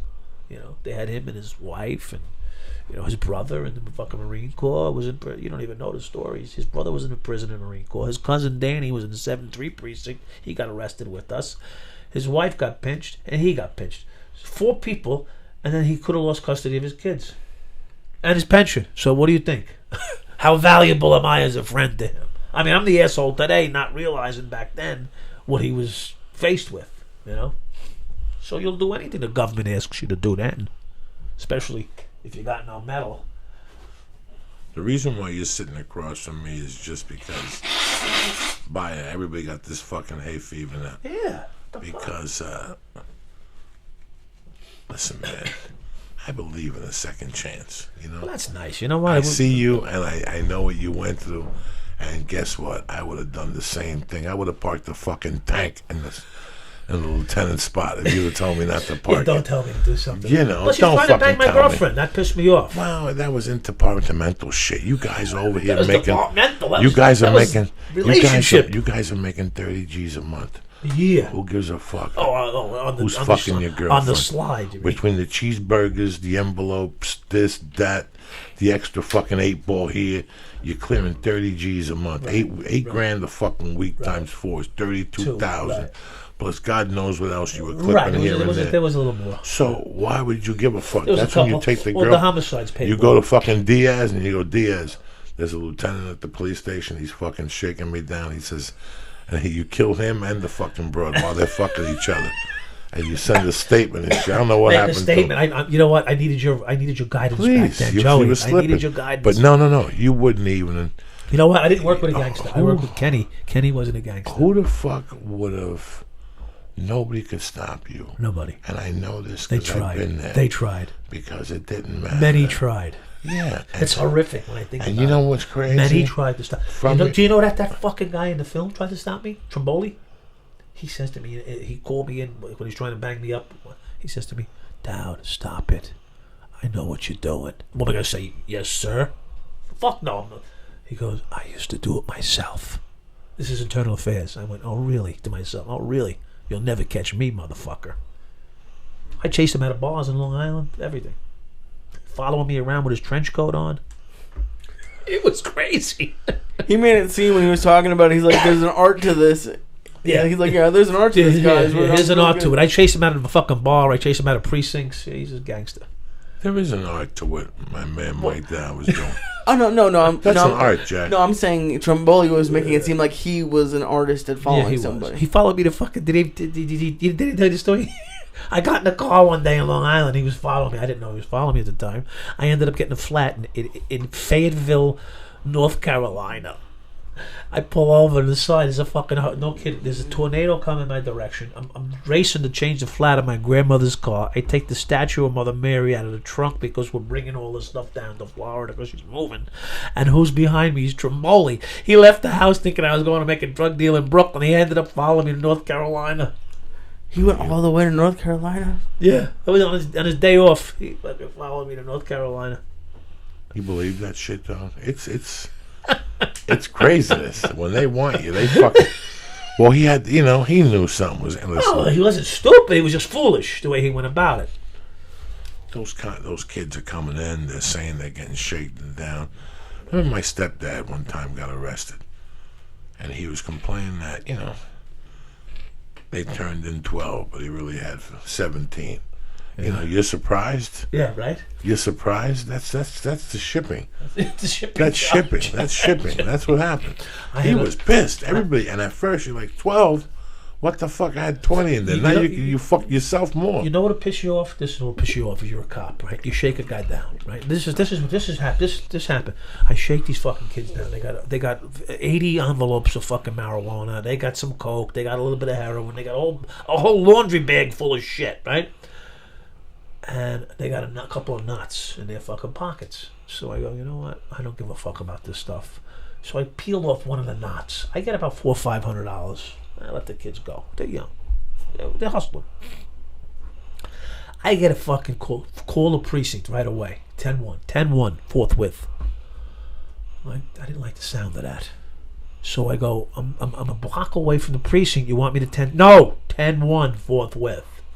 Something's wrong. That means he doesn't want me in the precinct. I call up, what's up, Lieutenant? He goes, someone's in the fucking 124 room making a complaint that you fucking took his money. I love this cocksucker. What a good man. I go, he goes, take care of it. We're keeping it at bay for now. I swear to God, what a fucking good guy. So I can't find their car. I'm trying to find their car. I'm searching all over these pricks. They drove the car, hit it 3 blocks from the precinct, and walked to the precinct to make this complaint against me. I go find their car. I see the car. I can't get in. It's fucking locked. I go to the precinct. I says to the kid, listen, what's the problem? What are you doing here? He says, officer, I had 800, 900. Half of it's missing. I don't know what happened to it. I said, did you check your fucking car, jerk off? You in here making a complaint? What are you doing? I said, you're going to get me arrested or get me in trouble? I'm sorry, but money in $5 bills. He's got his mother's rent money. And he's got to be and he's worried about it. His mother's fucking 500. He's a guy who should be in prison for fucking 3 years, right? I go to his car. He opens the car. I go, get out of the fucking way. Get the fuck out of the way. He moves over. I go, here, asshole. Here's your fucking money. You fucking making a complaint against a cop who's doing his fucking job, will let you go with all that drugs on you. I'm sorry. He said, get out. You gonna take the drugs? I would have said, let's book you for the drugs. He would have given you the rest of his fucking mother's rent money in fives. I just wanted this thing to disappear. When Lieutenant calls you in and says there's a guy threatening to make it, and they all know I'm under investigation for this system. Before any of this went down, were there any warnings, Mike? Warnings. That you saw, little warnings that you the fucking captain called me in and said, the inspector called me in and said, Dad, can you put in a 57, please? Which is a transfer. I said, he goes, you guys seem to be okay, Captain.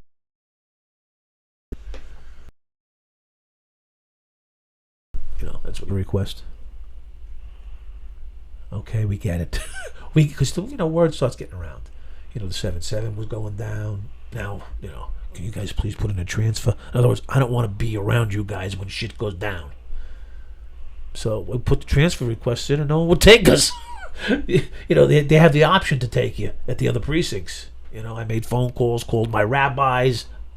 They made phone calls. I couldn't get out of the fucking 7-5. So they shipped me to Coney Island for the summer, which is where my whole takes another turn, where some cop tries to have me fucking killed. There's a whole fucking story that's not in this stuff. It's amazing, half the stuff that's not in this.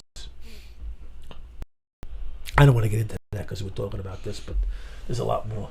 Let me do shout-outs. We'll get this going here. We got Mike Dowd from the dirtiest cop in New York City history. That's a badge. Tremendous. That's a fucking tremendous badge of honor. I want to give some shout-outs to my main man, Bob Lalingus. Always fucking coming through. I love him and his family. Bobby, Sharon, and Crystal always had a great time with Talking Lair. Crystal Johnson and her husband, Freddie Correa. Tal Yaffe, Pat Shea, Ali Baz, and Dan Rangel. I love you motherfuckers. Thank you for all the birthday wishes. It was tremendous. Lee got thrown out.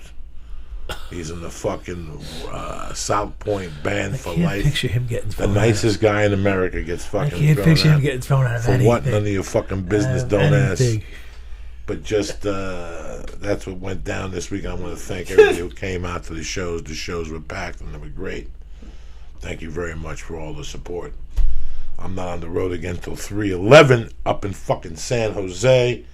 And then 3/19 in Bakersfield, motherfuckers. You know what I'm saying? What are you doing for Patty's Day? Anything? Nothing. It's a Thursday. Okay. Oh, it is? Sure, because I'm doing the 19th. Oh, it's a okay. Saturday. You got that down. Who do you think you're dealing with? Some novice here? I'm checking you. You know, what the fuck do you do for St. Patty's Day here?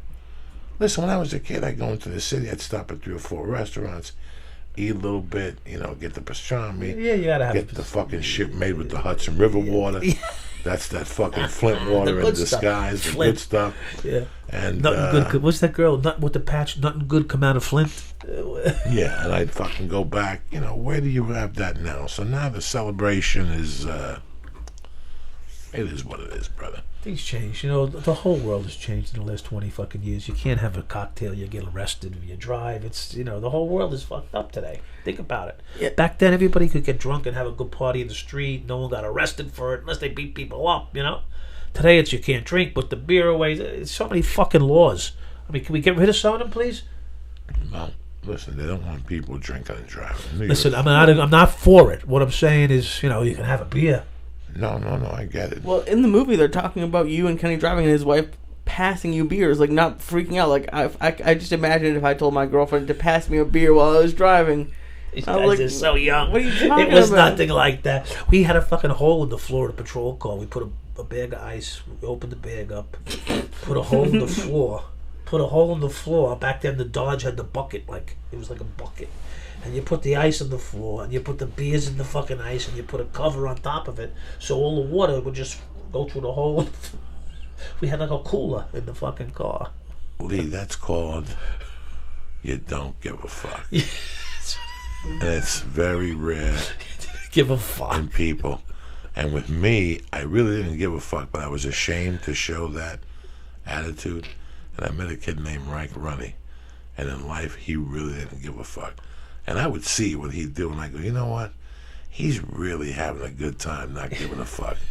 Because if it's in your DNA not to give a fuck, it's just not in your DNA. And once you add alcohol and drugs to that emotion that you don't give a fuck, you don't give a fuck. You don't care. And listen, man, there's 1,000 stories. I didn't hurt people. Let's be real. I had a lot of fun. You took that I had dope. a lot of fucking fun. You took that dope and said we're going to do anyway. Listen, I've always said one thing, and maybe it justifies the shitty things I did. And I always said that once you cross the line, you're open game. It's all, yeah. Okay. Right. Once I found That's out how those days that you were loan sharking, you were open to me. Right. Once I found out you were a bookie, you were open to me. Once I found out you were selling coke, you were open game to me. Right. That gave me the right, as a thief, to work you. Right. That's it. Correct. Hands down. Done. And I would work you until I could work you, and if I couldn't work you, then I'd make you my friend. Right, work with you. And then that's it. And there's nothing I could do. But the first 6 months, I'm working. I'm working to flip looking for the angle. I'm looking for a fucking angle here. I'm looking for, I know Lee likes to get his dick sucked. Yeah. Have a party with this chubby fucking Russian chick. Throw something at him. Yeah, something, so you get to learn people's weaknesses, and you jump on them, and you can't expose them. You fucking make them a partner, now you jumping on the next guy. That's right. It's such a... When you cross that fucking line, baby, it's all good. That's how I used to look at it. I used to sniff those motherfuckers out. Sniff them out. Once I found out they were selling coke, sniff them out, Lee. And I would sniff around their neighborhood with disguises, and I'd get my friends to go down there with a different car. Go get your dad's car and let's take a ride. Come on, please. Wow, you were really I had my buddy with the Undertaker. Crafty. Take a ride down there with the Undertaker mobile. You're a very cerebral fucking criminal. You were very cerebral. You have to be. Yeah. You have to be. Yeah. I liked. You put a lot of thought, though. I didn't like the drama. Yeah. There's always a way in, and there's always a way out. Well, you have to keep that. You have to If think you that. look close even enough, even it's right well, there. I always thought there was a way out. That's what my There's problem. always a way my in. problem was. And there's always a way out. I thought I could get out. So if I knew Lee had blow in here, Right. there's a way in, and there's a way out. Right. With Lee, it was the fence. Getting up here, the door. Does he leave it here at night? Right. That's the $25,000 question. Right. Can I go around the back so the cameras over here don't see me? Right. And climb up the stairs? You figure it out. Now, in my day, I come up here at 4 in the morning, kick that Kick the fucking door right in. right That don't mean nothing. and come right in here and take whatever was in here for blow, and go right back to the backyard. By the time the cops got here, I'd be in that car. You'd be sleeping. Headed to the 170. Gone. How is a door not a problem? I have no idea. Not a problem. I kick that fucking door in. That's why I tell my old lady, All what are you that working window. locking the fucking door for? They're coming in. They're coming in. They're coming in. That's They're not coming in. stopping nothing. My apartment complexes are idiots. The only window in my living room is faced on the common walkway. Common walkway. Everybody So- come Oh, yeah, right you're in. dead. I've broken into my own house when I left my keys in the house before. Yeah, you're dead. Yeah, there's no reason. Why lock anything? One night you could Just gonna be- break the fucking window. You could be licking Paula's monkey and somebody will tap you on the shoulder. You know what I'm saying? And go, what happened? You didn't lock the window. What are you going to do? Yeah. Hello. You ever think of that? You don't put a stake there or nothing? It's a I'm gonna stick. have A stick. to. Gotta put a stick stick there in so it there. doesn't slide. I haven't. Well, don't tell anybody. It's, Get one tonight then. Yeah. I've always thought about my gifts. God gives everybody weird fucking gifts, you know, patience, and he gives people balls, he gives people brains, and he breaks it down. Like I asked you in the beginning of this podcast, right? When I face God, I'm going to say thank you for the one gift that saved my life at that age, Right. to put me out there at 16, and even before that, I almost got mugged in the Bronx, Right. but I read it. You knew it was coming. I saw the thing Set up. 6 minutes before, and I got myself positioned. Yep. If I would have committed into that ice cream store, I would have got mugged. Right. Because I didn't go in the ice cream store and they turned their back on me, that gave me a 10-second run. When they looked up, I was gone. And I didn't get mugged. And I remembered that. I go, wow, that was weird. Right. Maybe it's what I learned from my mom. Maybe. And then when my mom You had a died, I sense. really You had had a a sense. You have to react. What type of person this is, something he's doing. You got to judge him by something he's I'm doing. walking out of a Ranger hockey game one day, right? I'm a young cop, about 23, 22 years old. And I'm 33rd Street between 6th and 7th. They got two dumpsters, the big construction dumpsters. They're fucking huge. And I see this kid. He sees me, and he ducks inside the fucking dumpsters, between the two dumpsters. I got my fucking ankle holster on. Put the ankle holster, put the gun in my fucking pocket, and I'm just walking. Stupid cracker walking down the street, fucking, 11 o'clock at night by himself, Boom! He jumps out of nowhere. Of course, I was waiting for him. He goes, "You know what time it is?" Well, why is he asking me what time it is? Because he wants to see me look down at the watch and see if I have a watch on, which doesn't matter because now I'm diverted. My attention is diverted from him to my fucking watch going like this. So I go, "Yeah, it's time for you to get the fuck out of here, motherfucker." I put the gun right to his head. Bingo! He takes off like a jackrabbit running. About 30 seconds later, a fucking police car pulls up, lights and sirens. This kid's in the back. He goes, "There he is, officer, there he is." I go, "Yeah, here I am, officer." And that motherfucker was going to rob me. He gets out of the police car, just takes off running down towards 42nd Street. All right, that's fucking... But that's because you learn to read people way before. They don't think you're reading them, but you got to know. Today, I had the same thing happen today over here. I don't know, because it's a little shady area where I was. I passed these guys, and this guy kept riding by on a bike. I said, "Okay, motherfucker." Every time he rode by, I go like this. If this guy rides by one more fucking time, I'm going to go say something to him to let him know that I know you're riding by me. You clocking me or what? I wasn't sure, But he did have a bag of groceries. The next time I saw him, he had a bag of groceries, so I was good with that. I figured maybe he did buy something, but he kept driving around me. I was getting a little pissed off. You got to protect yourself, No, you see it. You see something, and right away it lifts your fucking hands. Right, in there. right. Because I'm by myself. I'm a strange guy in this neighborhood, It's obviously this is one of the most interesting documentaries I've seen in the last 5 years. I mean, I was a fan of the Miami one, but not really, because I knew the whole story already. Giselle, I had heard things about it. This, I grew up in this, but I heard about this. I lived through this, you know. This brings you back. The story brings it all back. The story I told on Ari's Storytellers, which I don't know if they're going to keep. He wanted me to tell 2 stories. Was a story about a Cuban cop who shook my mother down. This guy had long hair, but this guy was just a scumbag, Michael Dowd. And he was a Cuban guy. Was he worth his weight in gold? Was he worth his weight in gold? Like Diaz said I was? Well, this guy just wanted money. He knew the banking. He knew that the bank was... We had a guy in our town that had worked with the CIA in the Bay of Pigs, and they double teamed him. Yeah. So he did what Black Mass did. He went to them and said, "I don't give a fuck." His name was Battle, Battle, John Battle, and he had a son. Right. And he went to the feds and he told them to go fuck themselves, that he was going to bookmake and for what they did to him or whatever. And this guy got away with murder, or so the story is if you go on Wikipedia. Right. But I don't even know what the fuck my point is. So this guy went around to all these Cuban people. And I remember my mom going, you know, we pay a couple cops. Right. But this guy's just out of control. You know, these guys came in, they had a drink. They talked to your mom. They talked to the people at the bar. My mom slipped them an envelope. They hugged my mom and they left. This is what they did every week. My mom accepted. There was a guy in uniform that came. Right. There was a guy in a suit that came. Right. And then one day, this guy started showing up. Oh, he wanted his extra Vic. He wanted his own personal. This guy had long hair and Cuban. Was he in uniform? Fuck no. And he had another fucking greaseball with him with a beard. Fuck you, Cuban motherfucker. And he was Cuban. He always talked to my mom in Spanish. I know you people are doing drugs in here.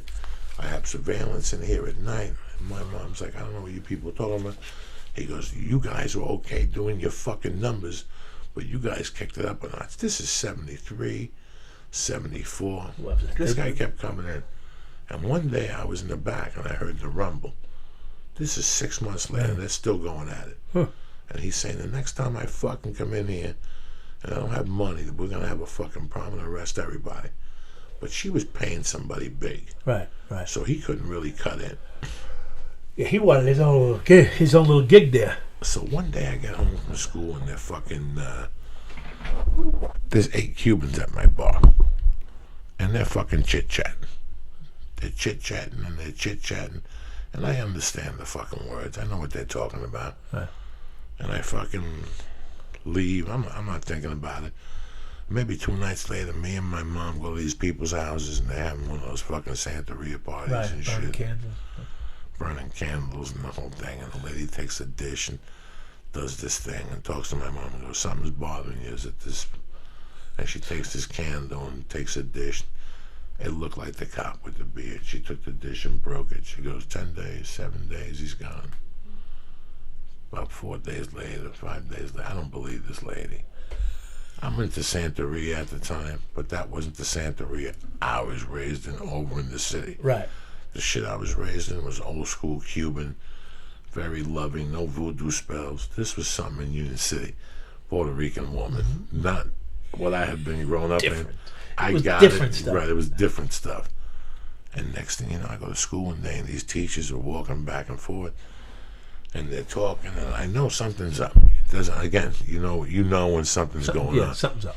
And I get out of school and I ride my bike up to the bar and sure enough they're drinking and partying. And they're talking about how the cop got shot the night before at Rapido Taxi, Christ. a place that was a taxi place for Cubans. Rapido Taxi, that was the name of the fucking... Hurry up. And all they did was deliver blow in there. Yeah. And that's the story, but I remember how the Cubans went after that guy for being like a fucking... Because he was an animal. He was going after them heavy duty. You can't do that. You can't be heavy. You got to be, gentleman. You want my money? Be nice to me. And you're a very lucky guy. You're charismatic. You got balls. Your partner saw that you had balls early on, and that's why they respected you. They knew you had their back. Right. when you fucking corner that guy the first time, it's exactly how I would have done it. Pulled him over, got that license and registration. Oh, that little kid there. Let The me little ask you. Boricua. Little Boricua the kid? guy that put the hit on you. The Oh, first that guy that motherfucker. shorted you. Oh, yeah. When you said to him, hey, you're going to put a fucking hit on me, you short me, you're going to kill me, do it right fucking let's now. go. I can imagine Let's the go. look on his face. Let's go. He looked at you He like... was like, he turned white. He was as white as he was whiter than this tissue. He I looked swear like to God. Goldman before fucking OJ killed him in the neck. Before OJ stabbed Mark Goldman, that's what he looked like. He was like, God, don't I don't want to invoke the dead like that. For God's no, it's sakes. not the dead. I'm just telling the story, the truth. The look. When somebody surprises you like that, Like, this oh guy thought he my was getting God. pulled over, shaken down for 200. Right. Not even. No, When no. you said to him, "Listen, let me ask you something. You short me money, now you put a fucking hit on me? Yeah. Get out of the fucking car." Right. This kid lost every body fluid. And the guy next to him with the piece, he lost every body fluid. Shit. Because they don't know what's coming. They don't know if there's a helicopter I owned or a them. fucking At that beam. moment, I owned them. Owned them psychologically, which meant the whole way across the Phone board. call came in 15 minutes later. Come to the shop. That was fucking perfect. Perfect. I knew no other way. Perfect. I knew fucking no other way. Because I wasn't going to back up from. I was going to have a fucking shootout. I was going to have to have a shootout. What was I going to do? The most classic words of all time are timing. Timing covers every specter of art. It covers every specter of criminality. It covers everything. Timing. When, how, everything is a split second. Things change in a fucking 2 minutes. Right. Well, if you make a left instead of a right, the whole world is different. 2 fucking minutes, your life could change. Timing is so fucking unique, and that timing when you took that guy out of the game, that's how you take people out You of got to the game. go. They can't even react. You didn't even give them a chance to react. You can't. If you would have sent the hit to him or 3 cops, it wouldn't have worked. You did it perfect. No good. And that's a real street guy. I was lucky. I caught him the first day. I was lucky, but I was there. I was on him. You thought about it. You were saying I'm very mental. There's a way to get people, and there's a way to get people. Right. I went right You there. could hit them in the head with a stick, or you could let them fold for a while, and they fold on their own. Right. A lot of people can't walk around knowing that somebody's mad at them. No. You follow me? Well, in prison, the first thing you do is you confront the guy. Because you can't go to sleep at night not knowing if that guy's going to come in and stab you or shoot you, whatever, beat you with the soap and the sock to death, right? Look at Lee. You ever get beat with a soap and a sock to death, Lee? No. Fucking soon, cocksucker. Look at you. Getting banned from the South Point Casino for dispersing. Soap in a sock. Look at you cocksucker. I'm proud of you, though. You turned pale. For people who know Lee, he turned pale, and you could see the high jump right out of him. But thank God I got high earlier. No, listen, dog. The high jumped right out of Boom. you. Straighten right up. It fucking straightened you out, and then you went right back to normal to do what you were doing. It was hysterical. And then they made you take the thing out of your clothes, and then you went out into the parking lot, and there was a truck on fire. So you went out there, and it was like the scene with Where the hell are you guys? There's a truck on South fire. Point. Oh my God, it was terrible. So we're at the South Point I Casino. ate everything. Because I ate the whole load. How many stars did you eat at that point? Okay, so earlier in the day, I gave you 2. 2, so that's 400. And then you gave me 2 before the show. So that's 4. And then I had 1 red one when you gave me 1. And what? Backstage. You gave me a red one backstage. What kind of red one? 125. So that's 525 plus. So it's 925. Did I give you just 125s? No, you give me 2s, and then there was a red one backstage for some reason. So how many G's? And then, but then I had. Don't be bullshitting then I had me. 2 of the green ones, so I had like over 1,000 for the day. And by that point, and then what time did they throw you out? Who? Like 9. You actually knew the fucking time? Well, because I looked. It took me 2. I had a What'd fucked you do up. to this guy? I had a fucked up night getting to the hotel. Is that what the hell's going on here? We got someone. That was a good one. Someone's blowing up the spot. He's really happy with that one. That's this fucking. Don't worry, you got a candle with this guy. You guys are fucking hammered over here. You guys are both hammered around me. He's in Lululand and you're joining him, for Christ's sakes. Are we doing a show here? What the fuck is going on? Yeah, no, we're just fucking talking This is to just you. the bullshit. We're just wrapping it up right now. That's it. We're just wrapping it up, trying to give us some levity. Up, baby. We just talked about kidnapping the precincts and shooting people. Is that a gunshot that just went off? No, that was Lee who farted by mistake. Lee farts from time to time. It happens. He's a good fucking dog. That's my dog over there. His shit. It's you blame him, huh? Good man. We'll break the film down tomorrow night. We slipped up on time tonight. It's all good. It's good to be here. 9 o'clock. It's really good to be here. You guys are quite the experience.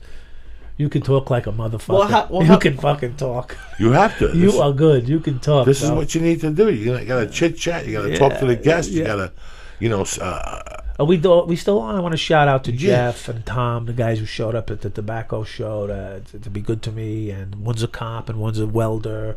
Believe it or not, I'm having a problem with some of these cops, but there's a lot of good cops out there that love me, man. I'm telling you straight up, they really fucking support me.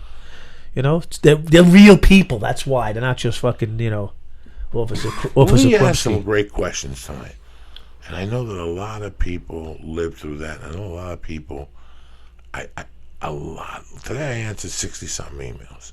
30 more about drugs or doing time or whatever. Man, listen, the hardest thing, but there's two types of problems you have. One thing I love about Mike is he doesn't have the felon mentality. Once he got out and he got his shoes shined, that was it. You left it behind you. You paid your debt to society, which is what society asks about you, to give you a second chance. But you still have the people's judgment. Yeah, which at first, I can't lie to you. Lee, you know me. At first, it was tough. First 2 or 3 years, it was very tough. And people made little jokes or little statements. I took it home, and I can't lie. Then it bothered me. Then I thought about the whole situation. And I thought about what I had done. I justified what I had done in my head. I paid my due to society. I took my test. Right. I did everything. What do you want from me now? For me to give up on my life? Yeah, well, that's why I get down. Because I gave him a Then they say I'm not remorseful. Dude, I'm done. 12 years, you're remorseful enough. There's times if I'm watching you that I could think to myself, he's talking like this fucking is no big deal. But I know you paid for your sins. Well, I could see it in your eyeballs. You can't share a story without... You can't share a story from the position of remorse. It doesn't work. It's not the story. It's something else.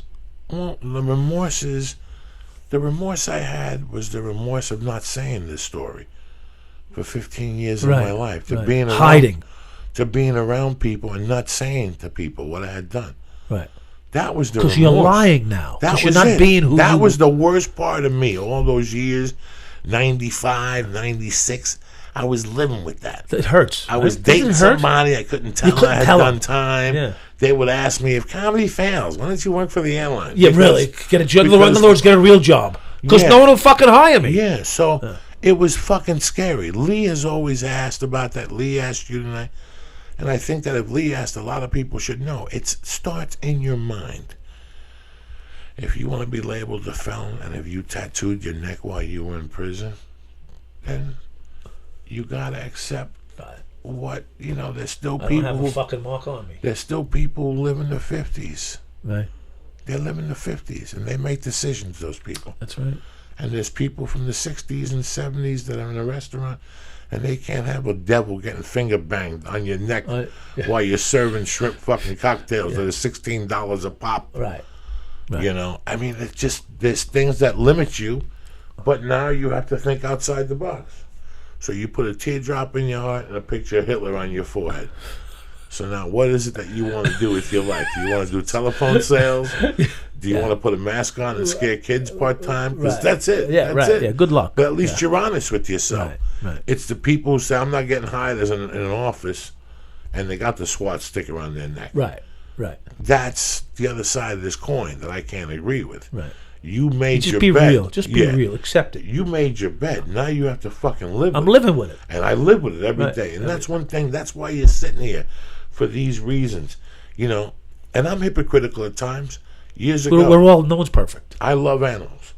When Michael Vick did his thing. Right. And then one day I said, wait a second. That's another motherfucker. Did his time. Right. Paid a fine. They took the dogs. They rehabbed them. I think they gave him a fine to pay for the dogs to rehab. What else do you want from him? I can't sit here and hate because the same reason You why might not people have him gave me a babysit your second chance. dogs. You're not going to have him babysit your dogs. But that being said, he may be the best babysit right now because he's maybe take care of them because he doesn't want to be accused of dog misbehavior. I've been thinking a lot about you before you came on the show. And I know you have. You call me every 3 fucking days. And I've been thinking about... And I loved it. I've been thinking about the correlation in our lives. I did the same fucking shit, just dressed differently. And I gotta be honest with you, if you think I'm gonna sit here and tell you I didn't like it, I fucking loved it. I loved knowing there was a drug dealer somewhere in Jackson Heights. Fucking love Jackson I Heights. loved it. I loved it. I loved all that shit. I'm not gonna lie to I love nobody. Jackson Heights. And if you want me to lie to you again, I did this shit after I fucking got out of prison for doing that shit. I still did it because I was in a hole. No one would hire you. And I knew, no, I was working. I was Oh, selling you? cars. Okay. I'm a man of 1,000. All right. I'm a man of You 1,000. You still couldn't make ends meet, though. But no. What I was doing was I owed an attorney money for a divorce. All right, so you were paying bills. I was dug deep. I was all of a sudden you're living your life and you're making money. And one day you buried 25 G's and you don't know how to get out of it. So I said, this is the way to get out of it. At least to breeze out of it. Quick hit. Boom, and I made a quick hit, and I unburied myself. It was a temporary Band-Aid, but I'll never forget the thrill I got. But then 2 days later, it wasn't a thrill no more. You were scared to death to come scared back to to haunt you. fucking This death. motherfucker gets in trouble. Oh now they're my going to God. run my phone. Oh my God. That's why you got to... Yeah. No. I didn't have a cell phone then. There was nothing I could have done. I didn't touch nobody. I wore gloves. I had a hat. I had a fucking mask. I took the mask. I lit the fucking T-shirt on fire. I threw the gun away in the reefer. Oh, please! You cleaned it. I threw the sneakers away for the carpeting. Did you change your address? What? No, I did everything I could. Everything. I took the money. I went down to South Jersey for about 5 days, and just exercised and did sit-ups. No, off of 17. You just exercised. That's it. I walked to the You deli. were scared? Are you worried? Just thinking about my life, what I had just done. I can't believe I did time, and I'm doing And this now shit I'm doing again. something stupid, right? And yeah, I got rid of the coke, and I did a little coke, and I got my dick sucked, and it was a good time. But Jesus fucking Christ, What's wrong with me? what the fuck is wrong with me? Yeah. But doing that crime made me become a comedian today, because that made me stop working in New York. Like I was like, I'm not going over there no more. Right. I'm gonna bump into those. Because you're gonna I'm get the bump itch. into- You're gonna I get go, the no. itch. That's why I was going to buy coke. Right. So I got a new connect in Jersey. I paid the extra $10. I was only going to be in Jersey for another month. And I was gone. And I left that October of '93. And that was the first time I said, now I know what to do if I'm going to become a stand-up comic. This is how I got to perform, and this is how I have to act. Wow. I can't do this shit no more. I can't be putting guns to people's heads no more. And that was the end of that. That was the end of that. And, yeah, the first couple jobs, people would say to me, you have a felony kidnapping? And I'd say, what's the name under there? And they go, Jose Diaz. I go, listen, you know what Jose Diaz is? There's a lot of... That's John Smith. It's a lot of Diaz. A lot of Jose Diaz. Yeah. Don't believe that. Do I look like I'm kidnapped to you? And I do the pose and everything. And nothing. There was a service that the one place got me with the headshot. That was the worst. And the guy goes, come here, is this not you? They had my headshot from the... Must have been a good job then. From the arrest. It must have been a good job you were going for. No, yeah, they had me. 'Cause that was for a service department. Okay. And the guy goes, I really want to hire you, but I got to show you something. Is this you? No! And it was crazy because the guy did the paperwork, called me in, and in the process of him calling me in that day at 3:30, he got the paperwork at 6 o'clock that night. When he came in the next morning was when he saw it. And he goes, you don't understand, we made a big mistake, we're really sorry. But you should have told us you had a felony. And I'm like, what are you talking about? You know me, dog, I'm Mike Dowd. I'm like, what are you talking about? It didn't happen. He's like, it didn't happen. He's like, come here, this is not you. And it was me, like, doing the headshot. In Canyon City. Pretty as you he can. had me, dog. You look pretty and everything. I'm like, God damn it. And that was one time they caught me. Like, would it have made a difference? Would he have hired you with the felony? No, it wasn't a place where I wanted to work. I remember leaving there going, you know what? I would do dick here. These people wouldn't have fucking dug me at all. Right. These people wouldn't have fucking dug me at all. So tomorrow night we're going to sit here We're going to break this film down, the Yeah. crucial parts of the film. We're going to ask Mike some more questions. I know Lee's got 1,000 questions. I just got him too high tonight. He's sitting there like he's in fucking That's shock. all right. We'll get him tomorrow. We got some time. He's in shock. He's in shock. He's in shock. Paperwork. Oh, okay. Jesus Christ. Scaring him. He's in shock over there. Look at him. He's having fucking do's and buts and shit. 800 milligrams. I'm pointing. So what? I ain't aiming on that milligram. You should be eating 800 for breakfast and jogging and shit. You're 27, cocksucker. What do you think you should be doing? Nothing. I'm just really high. But I have tons of questions for the one we're watching. So should we say, should they get the movie, or are we gonna just say we'll just watch Well, half this? the people that are watching this have watched the movie already. You know, that's part of the thing we have here. That's why we're all big fans of the story. How we could 7.5 story. Huh? So yeah, it's a 7.5. It's on Amazon. Is it on Amazon? I think it's actually on Showtime too. I think right now. Was it on? I think it's on Showtime as well. Because they had it on in the house that I was just at. they were there watching They it. probably have it on Showtime Demand or something. On demand. Yeah, maybe I don't know. It's probably on Showtime on demand. I've never had. I don't know, and I don't know if I should. I don't know if I've never really had a problem with what people do. And especially when it comes to the law system, I get it. That's why I told you to watch that O.J. Simpson. I watched the Especially first Your one. Girlfriend. Yeah. Well, there's been 2. Tomorrow's number 3 or 4. But it's very interesting what money buys in this country. Oh my God! You know what money doesn't buy. How the law system. If that were you or me, we would have been fried. God, fried. How not even a everything chance. Works. The system works in a weird way, and it's amazing how law students, like your girlfriend, fiance, go to school thinking law is one thing, and once they realize what it is, they either like it or they go, "This wasn't for me." Right. I really want to show my girlfriend the movie because there's a line right at the beginning, and it just kills me every time because all I can think of is her. It's like, you're not really stemming the flow of crime like you thought you were, and all I can see is her face, just because all she wants to do is be a prosecutor, and actually right now, the Orange County Prosecutor's Office is hiring people because the entire prosecutor's office was doing dirty stuff. Okay, so maybe I should have been there as their ethics coach. What do you say to my ethics coaching career? That line kills me. Oh. I have been on the other side of the fence, and I've done some weird stuff, and I've been treated weirdly, by cops, but never no violence. It was always in a gentleman's approach. I always understood the position. I had done something bad, and they were getting paid. I always knew all those things, I can't say I hate a cop. I cannot say those words at all. With the felonies or not, I think there's great cops up there. I wouldn't be here if it wasn't for a cop. Absolutely. I hate the guy. They saved my fucking life, to tell you the truth. I hate the guy that takes this more serious than what this is. Right. There's a lot of cops walking around today that don't have street experience at any level. They grew up in an apartment looking on the fucking computer, and that's why when somebody comes out and just threatens them, they shoot them. Yeah. They don't know the mechanics of somebody being drunk or somebody being high or somebody. They never saw that. They were in a sheltered life. This is what I blame for all those shootings. I don't even know what my fucking point is. You were talking about it at the beginning of the documentary. You were saying like how you went in and you came out and you were on the street in the worst parts, and how were you at all prepared for it? I mean, look, we're going to talk a lot more tomorrow, I guess. But the bottom line is this: you go in with one idea and you come out with another. You're young, you're scared, you don't want to be there, you want to go back to fucking college, and all of a sudden you realize you're in the fucking water, dude.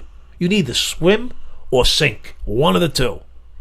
And if you don't learn how to swim, you start sinking. And that's it. There's no backing up. I wanted to back up, but I'm not built to back up. I never, my father, God bless, never taught me to back up. It was always go forward, keep going. It'll happen. It'll work. You can do it. Oh, I became the ghetto. It was in every fiber of my fucking being. I love it. I still love it. Listen to Chicky. There's more money in the fucking ghetto than there is in Beverly Hills. It was just exciting. It was exhilarating every day. I hated 3-day swings. Because, like, you do 2 days off one week, get 3 days off the next week. 2 days off, 3 days off. The 3-day swing was long for me because I couldn't wait to get back to the fucking action. It was just so much shit going on in the ghetto. People fucking getting shot.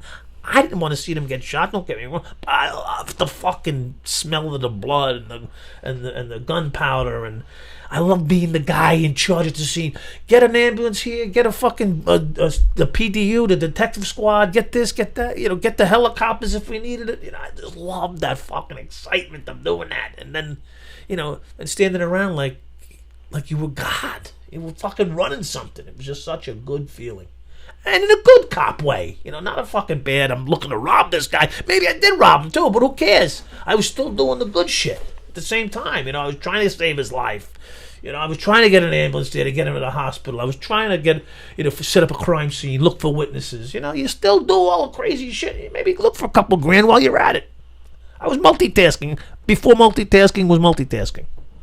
That's when my mother died the next day at the fucking county morgue. My friend, her friend, the guy that took numbers at the bar, said to me, "Did you find money on her last night?" And I go, "No, why?" He goes, "Because she had $4,500 cash in her fucking bra last night. And where's her diamond earrings?" I go, "I don't know. She don't have her diamond earrings on. Those things were fucking 8 carats. Somebody stole her fucking diamond earrings. Who do you think took that shit?" I hope it wasn't the police. Maybe it was the morgue guy. It was probably the morgue guy. You get shaken down at every fucking opportunity. And even as a kid at that age, oh my God, I sat there and was like, you guys aren't, like, that was the beginning. I tell that story and then Social Security, and then she had an alias. But that's how it started. Like, wait a second. You guys are telling me that in between 3515, given that terrace, and 22nd in Union City, you guys robbed her for her money, her fucking earrings, her ankle gold diamond bracelet. It was fucking, they cleaned her out. Thousands. A couple relatives said something, but they... if we can prove. What were you going to do? I said, it's gone. This is in New York already at a fucking pawn shop. This is gone. Anyway, I'm happy you came on tonight. I'm happy we worked it out this way. We got a little chit chat tomorrow night. We'll go over the film. Tomorrow we'll go have some fun with the film. And we break this down. Let me give some fucking shout outs here, and we'll move on with our lives. Wine is everywhere. It's at 7-Eleven now. Yeah. That's it. Hot dogs, pizza, ices, coffee, and fucking wine now. Everybody's got wine, and nobody knows what the hell to do or how to do it. I'm not going to lie to you people. In my fucking cocaine days and shit like that, if you asked me what I wanted to drink, it wasn't fucking wine. But if you had it, I'll drink it. Whatever was there. You want to drink a wine Svitzer? I'll drink a wine fucking Svitzer. Whatever the fuck you got. But it wasn't for me. And we've all been there. You come home after a long, exhausting day at work, and all you want to do is sip a glass of wine and relax. But unless you planned ahead, you probably don't even have a bottle in your house. You already spend enough time wandering around the grocery store. Don't get lost in the wine aisle. You'll end up picking out a bottle based on a label you don't really understand. You get home, you open it, and you realize you don't even like the Chardonnay as much as you thought you did. I don't even know what a Chardonnay is. It's a white wine. It's a white wine, and you eat it with chicken, I guess, or whatever. But I'll tell you what, all that has come to an end. Because with Club W, you never have to worry about being wine-free again. Ever. Even if you don't drink wine. It's always good to have a bottle in case your friends come over. You want to have friends, you want to be social, you want people to come over. People say, hey, Chuck has wine, let's go over there at 2 in the morning. If not, you sit there, what do you got? You got fucking lollipops. You don't need that shit no more. Club W is a revolutionary new wine club that sends you wine directly, listen to this, to your door. No more in your car, no more bottles banging like some fucking bum from the street, saving all those trips to the grocery store. Not only does Club W send you wine, they send you wine that you'll love drinking. That's the tip. You know why? Because they got a 6-question quiz figure out they got a 6-question quiz which figures out your palate. So every bottle you receive is perfectly tailored to your taste. Let's say you like it fruity, it's fruity. Let's say you like it more dry, they'll get it to you more dry. Club W is the leading grape-to-glass wine revolution. Do you understand what I'm trying to say to you? They cut out the middleman. They work directly with the vineyards, which saves you Gitas money. Club W even offers a no-risk guarantee you'll love what they send you. So I'm going to do this for you people, all right? Right now, for the listeners, for the real church motherfuckers, I'm going to give you 50% off your first order when you go to clubw.com/Joey, Joey. Don't ever come home wine-free again. Mama wants a stabbing, and you want to show up with fucking organic water or almond milk. Fuck you. Go to clubw.com/Joey and get 50% off your first order. That's clubw.com/Joey. Trust me when I'm telling you, Club W will rock your world. They send it right to your house, and it's a simple test you take. They even tell you what to eat with the food, with the nachos. They even give you a recipe for the fucking nachos or whatever you're going to cook to enjoy with the wine. Again, Club W, 50% off your first order. That's clubw.com/Joey, all right? Now another thing I got to talk to you people. I'll tell you what's very important in your lives. Security. Let's say fucking Mike Dowd comes over. You don't want to answer the fucking door. Right. Unless if you're playing right, you're good. That's if you're right. fucking around, you better call this guy. This is the sound of a package being delivered or friends coming over for dinner, but it's also the sound of someone planning to rob you blind. Over 95% of home break-ins happen during the day, okay? That's right. And if you work, you're not by the house unless you have a pet chihuahua. What the fuck's he going to do? Right. So burglars almost start by ringing your doorbell to see if someone's home before they pillage through your fucking possessions, okay? Listen to what I'm telling you. They pillage through your possessions. With the Ring video doorbell, you can see and talk to everyone at your door from anywhere in the world. That means you could be in fucking Shanghai and somebody rings your doorbell and you're right there. Que pasa, cocksucker? Wow. Why are you ringing my doorbell? Ring's advanced motion detection alerts you even if somebody doesn't ring the doorbell. It's like the call ID for your home. With the Ring video doorbell, you can talk to delivery people and keep an eye on your package. If someone tries to mess with it, you get an instant alert and the HD video the whole thing. They HD video the whole thing of somebody robbing it. It's like having a neighbor with an eye on your house for 24/7 without the judgment. All right? So listen, what I'm trying to tell you this. Damon, my main man, installed this at his house because my doorbell wiring was kaput. When we move, we're going to install the Ring. What Damon said was, it's sensational. So an animal comes in the front yard, the lights turn on, you can plug it to a bunch of other things. Ring is great. So do me a favor. Installing the Ring video doorbell takes minutes, and it works either with your current wiring or your built-in rechargeable battery. Put your mind at ease and protect your home with the video doorbell. Time Magazine and USA Today named one of the top 10 gadgets of the year. My listeners get free expedited. You ready for that one? Expedited FedEx shipping when you go to ring.com/church right now. That's ring.com/church right now. With the Ring video doorbell, you're always home. So do me a favor, check it out. Go to ring.com/church right now and get free expedited FedEx shopping. Shipping with shopping. What am I talking about? Shipping. And beside that, my number one, I love you guys with all my heart. On it. Solid, like the Rock of Gibraltar. From the Shroom Tech Sport, from the Shroom Tech Immune, to the Hemp Force Protein Chocolate, to the Acai Vanilla. What they're throwing is fucking pure heat. If you want to raise your testosterone, they'll help you there. If you want more fat in your diet, coconut clean fat, they'll help you there. Well, who the fuck am I to complain? You know what I'm saying? Go to Onnit.com right now and see the great selection of nutrients and supplements they got for you. They got kettlebells and shit, but I can't help you with them. I'm not telling you not to get them. Lee and I both know they're great. But go to Onnit.com right now. What is it, Lee? /church. Boom! CHURCH. And get 10% of your first order delivered right to your motherfucking door, Jack. Boom! So I want to thank Ring one more time, Club W, and Onnit. I want to thank Mike Dowd one more time for stopping by tonight. Happy to be here. You guys are some act. And we'll be here tomorrow night, same bat time, same bat channel. Trying to listen to a motherfucking party. I love you, cocksuckers. Stay black.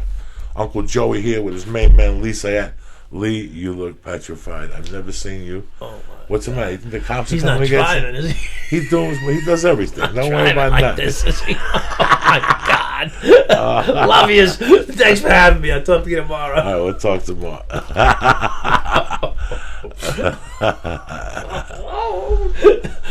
You don't feel nothing?